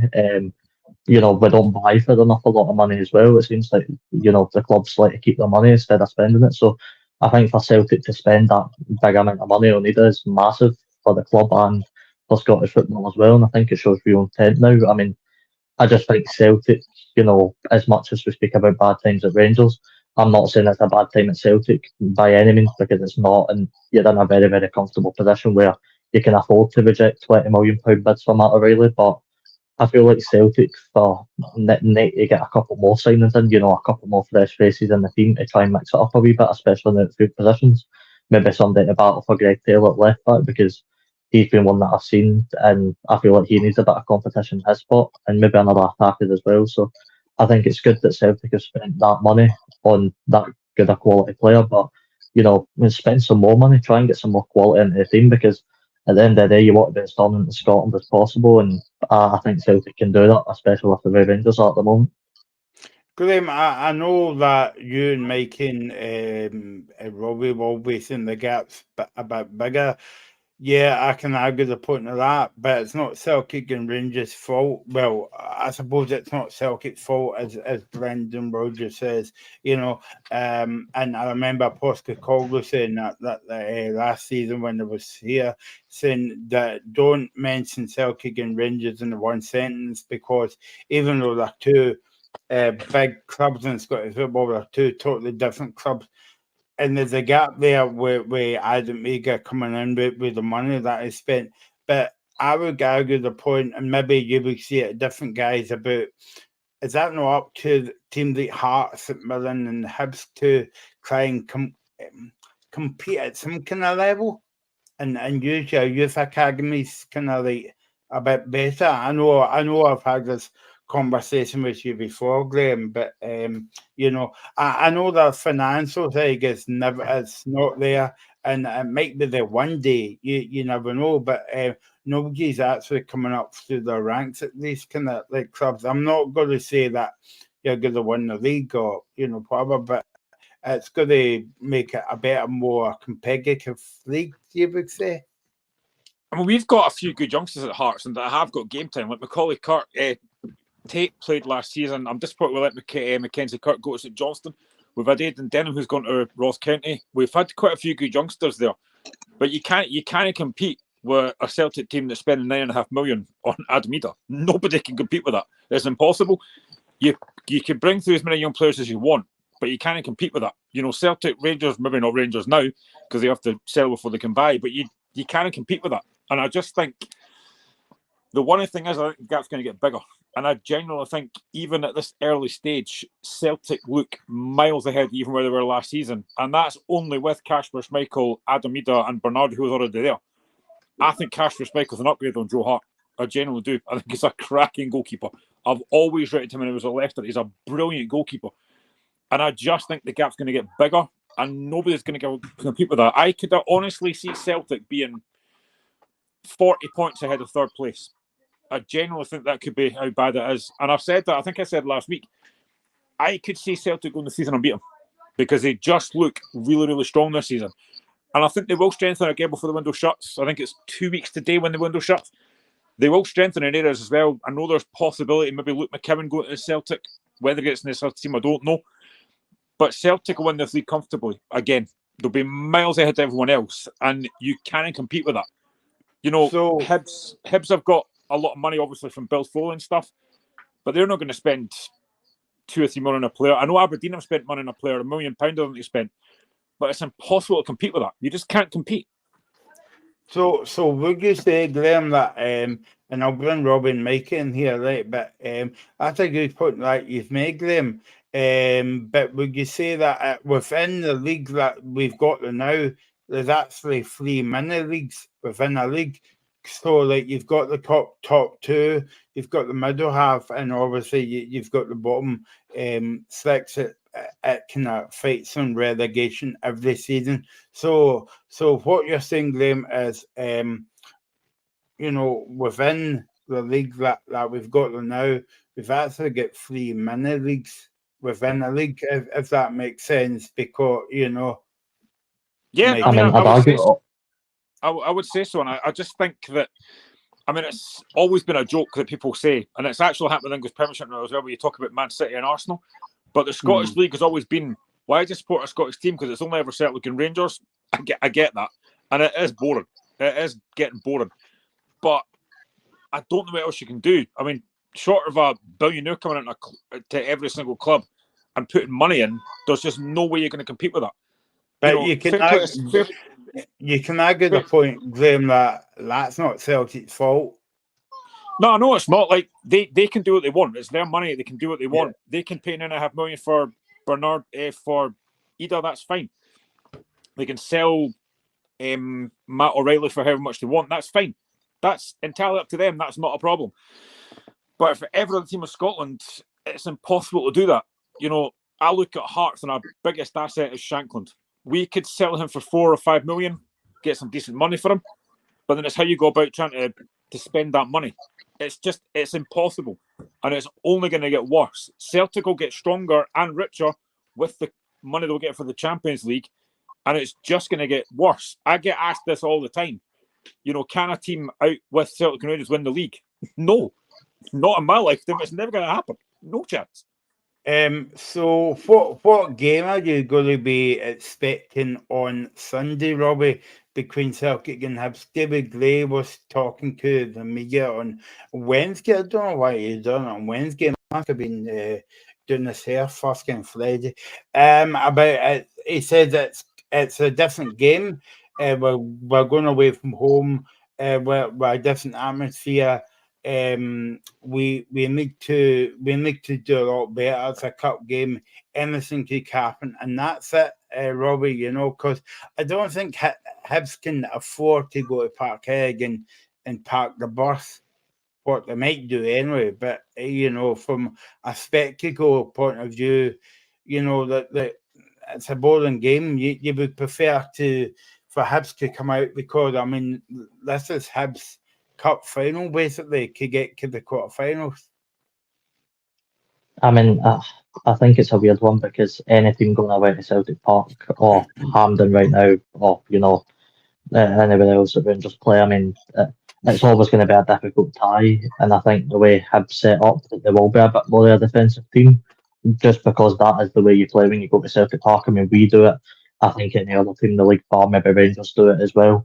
It's always going to be a difficult tie. I just think, if Celtic can go to Easter Road and look so comfortable, I mean, I'd argue Celtic probably could have been 4 or 5-0 up by the end of the game, just with the sort of chances they created. So I think when you're coming to Celtic Park and with a Celtic team that looks so good right now, it could be that number.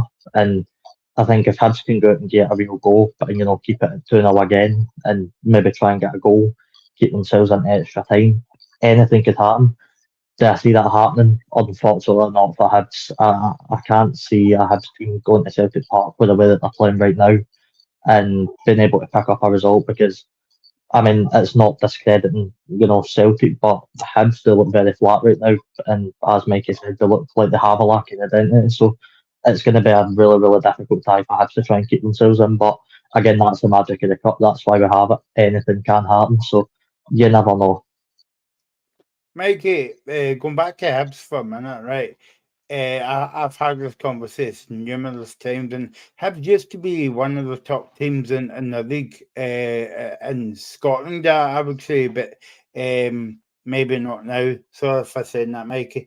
But my argument with that is, like, you can bring David Gray in, you can bring Jose Mourinho, and you can bring different managers into the team, but the team on the park, it's not. They're not comprehending what the manager's saying. So, like, Hibs are a good team, but they're not putting into action. It must be frustrating to watch as a Hibs fan, whether it's home or away. Well, saying used to be is probably a bit harsh. We were in third place 3 seasons ago, which is, I mean, not exactly great from a Hibs perspective. It's been that long, but I mean, we're the fifth biggest team in the country, and we finished fifth 2 seasons ago. Well, it was last season from a few weeks ago, but you know what I mean. So we've technically been around about where we should be, but there's been 2 really outstandingly bad seasons. And it's not looking like it's going to improve this season, but I'll be completely honest and say that I think that Scottish football can change so quickly. Just look at Hearts. Hearts went down in 2020, came back up, and we're finishing third 2 years later. So I wouldn't say it's as much of a crisis at Hibs as it may seem. Football changes very quickly, and you never know. Hibs could go and have a very good season this season. It's been 2 games. Not saying I think that'll happen, but I'm saying that it's not out with the realms of possibility. Things can change very quickly. Yes, things are going a bit wrong behind the scenes, but I mean, just look at Aberdeen a couple of years ago. I'm using different examples just to sort of prove my point. They finished 10th in 2022. They went up and finished third the next season, and they went back down into the bottom half of the season after that. Scottish football can be very, very unpredictable. Teams in Europe often struggle. So it could be a real chance for Hibs to capitalise on, although I would say it is very frustrating at the moment because sort of growing up when I was younger, Hibs were actually doing very well in the league, and they were finishing up near the sort of third and fourth range, and they were going and winning derbies, and they were going and winning these big games where sometimes you don't expect them to win. The thing with Hibs now is if you don't expect them to win a game, they're not going to win the game. Back then, you never would fully count out Hibs in a game because, for example, sort of 2018 to 2021, they could go to Celtic Park and get a point, or they could beat Celtic at home, beat Rangers at home, even beat Rangers away at times. And it's very much changed over the last few years. And I think a lot of that is obviously with the rapid increase of the sort of budgets going one way for one and down the other way for the other. With Celtic, for example, they can spend 9 million on a player, and Hibs wouldn't spend 9 million in about 3 windows, and that 9 million would be spent on terrible players as it seems at the moment from Hibs. But I think that, as you said earlier, I think a bit more can be done by these teams to try and improve their sort of squads. They can do a lot more with their budgets, and they can do a lot more with their youth academies. Although I would say, to sort of go against that point, as soon as a player becomes good at a team like Hibs or a team in the Hibs youth academy, they get snapped up by a bigger side. For Celtic, they can demand players more money because they have that pull factor anyway. So, for example, Matt O'Reilly, if he was at Hibs, he would have been gone within a window because there's bigger teams above them. With Celtic, he's not going to go anywhere else in Scotland, and then if he's going to a team abroad, then there's a real decision to make. Hibs can't afford to try and stop these deals because the amount of money getting offered for their players is just too much to be turned down, and then obviously the youth academy players are getting snapped up by much bigger clubs. Well, you just have to look at Danny Kelly. I mean, he's away to Millwall this week, and to be honest with you, no offense to Millwall fans, because I know what they're like, and I don't want them to come up to my house. But I mean, they're not going to win leagues, or they're not going to win the FA Cup. It's money, and that's what's actually. And this could be another one for another show once on the day, but it's not football as me and Graham knew it back in the day, where everybody loves to play for the boyhood heroes. It's like, who's going to offer me the more money, you know, and all that. Graham, final word to you then in the game on Sunday. Do you think the Celtic board signed Ida in time? Because I think Kyogo will be out of the game on Sunday. So do you think Ida will make his debut? Absolutely. They've not got much other options, have they? I think he'll definitely start. I wouldn't be surprised if he scores a couple of goals. Again, I just don't see anything but a Celtic victory. But I suppose on the plus side, at least that gets Celtic out the way for a while for Hibs. You know, having played them in the league and then the cup, it gets Celtic out the way, done and dusted. Then they can move on to more winnable games. But I would be very surprised if Hibs go on and win. I just don't see it. I mean, Mike, can I just come in? yep. So, no, I just wanted to pick up on the point about, the youth players and stuff. I mean, if you look at the game yesterday, I don't want to keep going over it, but the player that got the assist for the game for us was young Fraser Taylor, who's 20 years old. He's actually a boyhood St Mirren fan. So, I mean, we always speak about the players want more money, and, I'm not going to speak for Fraser Taylor. He might want more money in the future, but, for a player like him to come into a team that he supported all his life and get an assist in probably one of our biggest games in 30 odd years. It's amazing for a player like him, and I hope there's more players like that, because we have had players like right now we have Ethan Sutherland, who's slowly making his way into the first team, and he's already been linked with Man City and Chelsea academy. So I think there's always going to be players like that, but it's good to see your players like Fraser Taylor coming into the big games, and especially when he's been supporting the club for so long and making a big impact to the team. Okay, let's move on to the games on Saturday then. Saturday's tomorrow, yeah. Okay. I don't know where I'm coming and going here. It's Aberdeen against Queen's Park, Mikey, and the big news for Aberdeen this week is Majorski is off stay. Sorry, I was waiting to say that for a week. Glenn, sorry about that. I knew that was your one and only line, so sorry. So he's off stay. I'll say that again because I like that kind of line. So what do you think of? Obviously, they will not need Majorski tomorrow because they're at home against Queen's Park. But what do you make of this game? What do you make of the start that they've had in the league? I think they've been absolutely excellent. I think that I came on and predicted them to finish third this season. It was kind of seen as an outside shout at the time.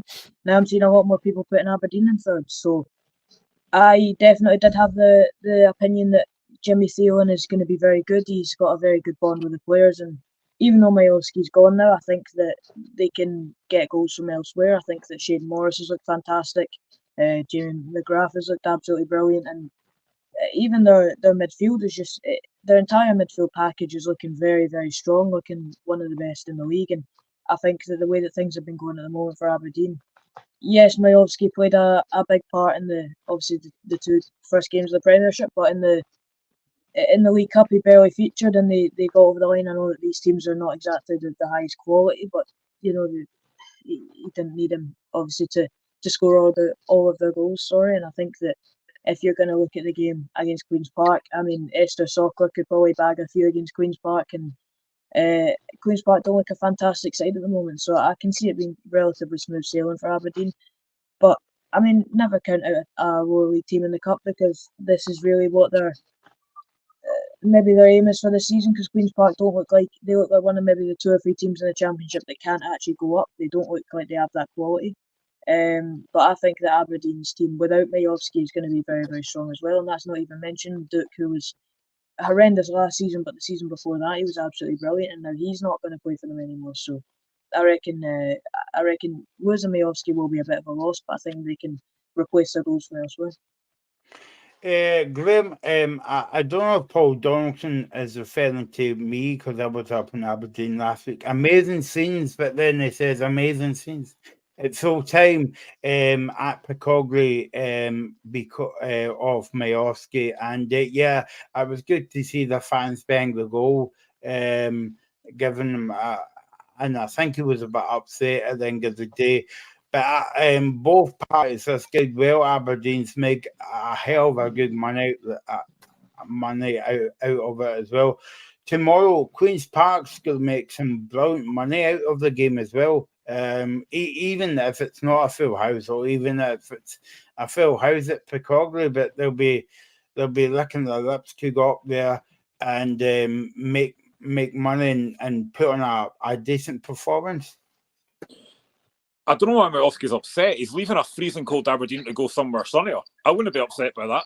But it's a great move for all parties. I think he'll do very well at Girona. And it's a great move for Aberdeen. They get a lot of money for him, which I'm sure they will spend. I think Thielen's done a fantastic job so far. Aberdeen really worried me this season because they look quite good. But yeah, I don't see anything but a comfortable. I would be stunned if Queen's Park get anything. I think Mikey's right. I don't think Queen's Park will do particularly well this season. But no pressure on them. They get a decent tie tomorrow, going to Pittodrie. It should be a decent atmosphere. They'll get some money from it, but in the end, they'll be coming back with about a 4 or 5-0 defeat. But fair play to Queen's Park, to even get this far is a brilliant achievement. But Aberdeen should win very comfortably. Robbie, let's move on to the next game tomorrow. And again, this could be a bit of a banana skin, but I don't see it enough. Dundee against Airdrie, and I won't ask Graham to comment on this game because I think he's still a bit upset after Come on, last week. Airdrie! Yeah. I'm joking, by the way. Yeah. No, you're not. What do you make? Exactly. What do you make of this game, Robbie? Tony Docherty has got Dundee playing well. Rhys McCabe's a brilliant manager, so it's all set up for a good game, you would say. It should be an absolute cracker. I mean, looking at Dundee, they took care of Hearts very easily, whether that was down to Naismith with a bad tactic. Careful, Robbie. Careful what you're saying. I was just about to say whether it was a Naismith, bad tactic or how well Dundee were, but listen, it's another one of these games where Airdrie can come up here, got to Dundee with a lot of confidence, whatever, but this is the Premiership team's game to win. And in front of a probably quite good Dundee crowd, you'd expect them to win, especially with the way they've been playing for the first couple of weeks. So I think it could be a banana field game. It could be an upset. I just unfortunately don't see it for Airdrie. But like Queen's Park, go up there, give it all you've got. And again, as we've said, that is the magic of the cup. They can cause an upset. So I think it'll be a Dundee comfortable win, but you just never know. Graham, let's turn to a good link here. I actually get back to winning ways to on tomorrow because away to Falkirk. I heard your chat with Alan Risk on the show last week. So what do you think of Hearts tomorrow? Again, this could be another banana skin as well, or else it could work. It can either go one or two ways. What do you think of them? The thing is, I don't even disagree that it's potential banana skin because after that horrific performance last week, I mean, how did we lose or get hammered by a team that can't even send an email properly? I mean, seriously, absolute joke. But fair play to Dundee, they were good last week. But we were horrible last week. I mean, I said it in the group chat and I said it on Twitter. Naismith got it all wrong. Why would you change system after a really good performance against Rangers? Why would you change the system that worked? I don't know why he did it. And he has said today, to be fair, although he's not said what it was, he has said today that he's got to hold his hands up and he made mistakes. Could have done that a week ago, but never mind. But yeah, we have to bounce back. And I think we will. It's a big blow. We've got Frankie Kent out tomorrow with a toe injury. He's going to be a massive blow, so there'll be changes tomorrow. We have signed Andreas Salazar, the Colombian left back, so there'll be some decent gearing offers tomorrow, I'd imagine. Sorry, I had to get that in there. But I think it'll be I don't know if he'll start. I think he might be on the bench because I do like James Penrice. I think he's a cracking player, always rated him. But we have to go back to winning ways. I think last season, when we had a few poor results, we did bounce back. I'm expecting a reaction tomorrow because last week was nowhere near good enough. I don't know why he didn't start Jan Dander because for me, I think he's a cracking player. Barry Mackay was a waste of shirt last week. But Falkirk are now 40 games unbeaten. They're a very good side at home, but they don't have Callum Morrison, ex-Hearts player. He's injured, so that's a bit of a plus point for us. But we have to bounce back. I think we will, but it won't be easy. I mean, I'm generally going for a 1-0 win because I don't think it'll be easy, but we have to do something after last week because it was not acceptable. It was awful. Robbie, I was just about to say, I know that the score and everybody was surprised at it, but were you surprised at it? Because Tony Dock has got Dundee playing well, got them top 6 football last season. So were you surprised about maybe the manner of the defeat? Or sorry, the manner of the win. But were you generally surprised that Dundee beat Hearts last week, especially at home?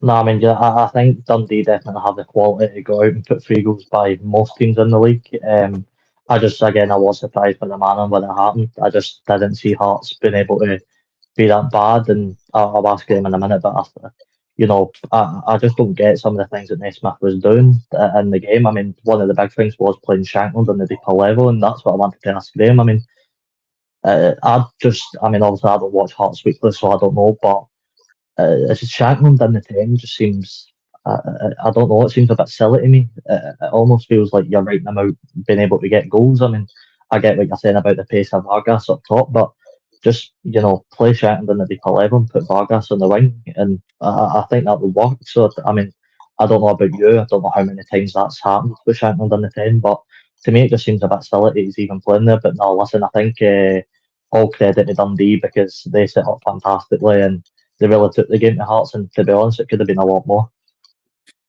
I mean, he did it when we had Josh Ginnelly, because Josh Ginnelly was a lightning merchant. He was brilliant at it.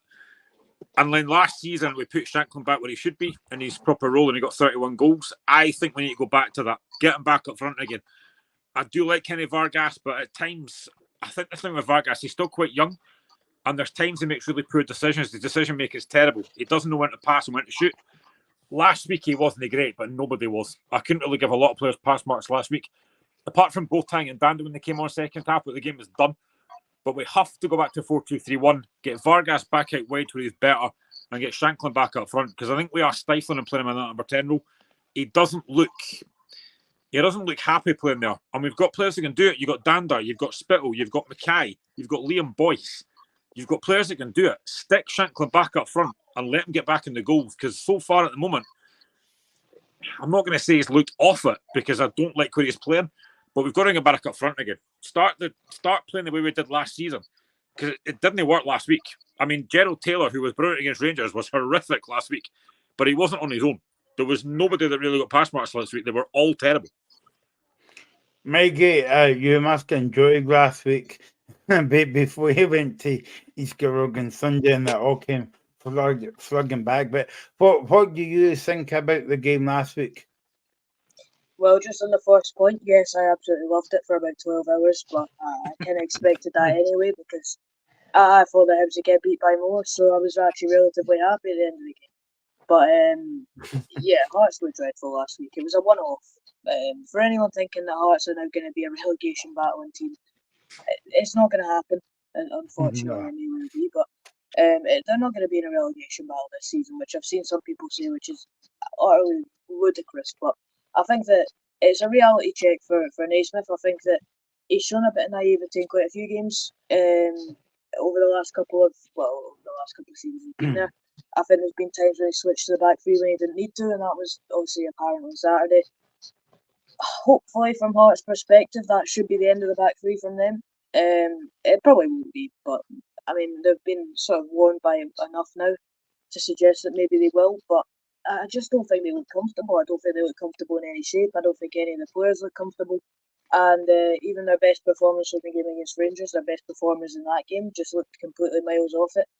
And it's natural to have one or two off the pace, but when the entire team looks completely off it, then sort of problems start to arise. I think that the manager got it all wrong. I think that putting Vargas as the sort of furthest forward player when his decision making and his end product is very underdeveloped. I think it's fair to say. I think that he's still very much developing. I don't think he's at that top level yet. I think they're trying to still develop a player there. I think that Shankland's less of a sort of link-up striker and more of a finisher. I think that the back three of the actual quality of the back three was off. I think that Oyegoki looked miles off it. I think that Frankie Kent's obviously fantastic, but he was not looking great either. And I think that Kai Rolls is very on and off. But I think this weekend for Hearts, I think it's all about bouncing back. It doesn't matter the result as long as they get the win over the line. I think, as weird as it may sound, maybe winning 1-0 might actually help Hearts a little bit more, because it helps if they're sort of backs against the wall towards the end. It helps them kind of get a little bit of that team spirit back. If that kind of makes any sense at all. I think that the way that Hearts have performed at the start of the season, they looked very good against Rangers and then looked very poor. But the signs in pre-season weren't exactly positive, and they haven't won a game yet, so this is a good opportunity for them to go out and win the game. But from a Falkirk perspective, they've looked fantastic, so I think it'll be a very entertaining game, and I think that there'll be a few goals in it. I could tell after 5 minutes last week that back three wasn't going to work.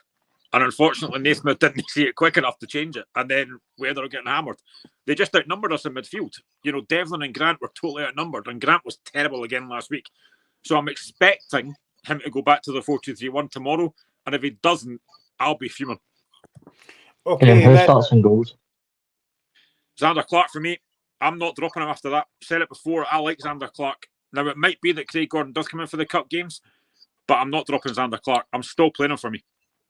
I'll just one more point before we move on. I think that the point of the midfield was very important because I think that Mo Salah single-handedly ran that midfield battle. Obviously, you were discussing it with Quan earlier, Robbie, but I think that Mo Salah is one of those players that's criminally underrated in my opinion because I think that he does so much work in that Dundee team that goes completely unnoticed at times. I think that he's one of the very influential players within that team, and I think that obviously the sort of limelight last season was on the likes of Owen Beck and I mean he was the main one. There was other players in there, but I think that Mo Salah doesn't get the sort of credit he deserves. I just think that I'm very surprised there hasn't been more interest in him. I think that he's been absolutely fantastic, and he was the best player on the park on Saturday in my opinion. And I think that obviously we've kind of moved past the Dundee game, but I think that he'll be incredibly influential in that game.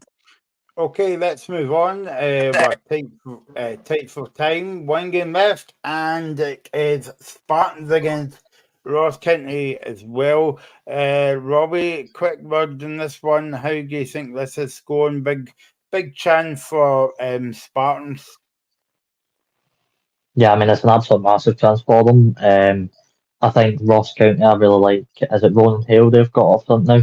I think he looks really good, so I think he'll be pivotal in this game. But listen, Spartans, just like the rest of the teams who are maybe travelling away, it's a real chance for them to go and show what they can do against a Premiership opposition. And look, they have every right to be here. They've been good for the group stage, so they definitely deserve to be here. And I think this is one of the results where I think the upset could happen.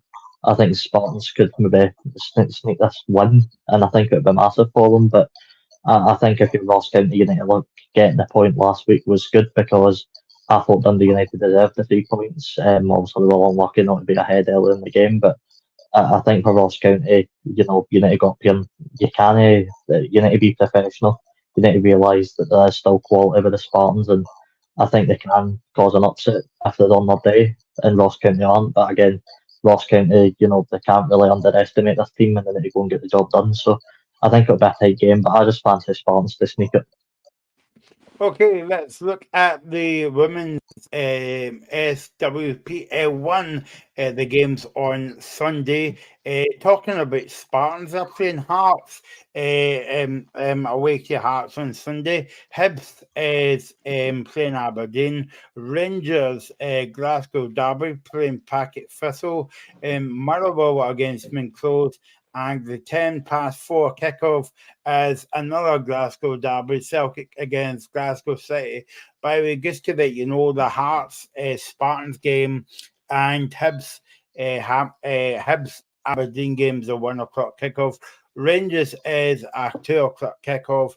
And as I say, Motherwell, Monclose, Celtic and Glasgow City is a 4 o'clock kickoff as well. So a lot of football to look forward to this week, Graham, and as well. Don't forget, we'll be back on Sunday. A bit of a late night shift for us between 5 and 6 after the Celtic Hibs game at Celtic Park, and we'll have the draw for the net trend of the Premier Sports Cup. Okay, so thanks for watching tonight. It's been a brilliant show as always. Thanks to Mikey, thanks to Robbie, thanks to Graham, thanks to Alaska, and thanks to the man behind the scenes, Mr. Regan Skavens. We will do it all again on Sunday, as I say, between 5 and 6. And enjoy your football, and we'll see you soon. All the reaction on Scott.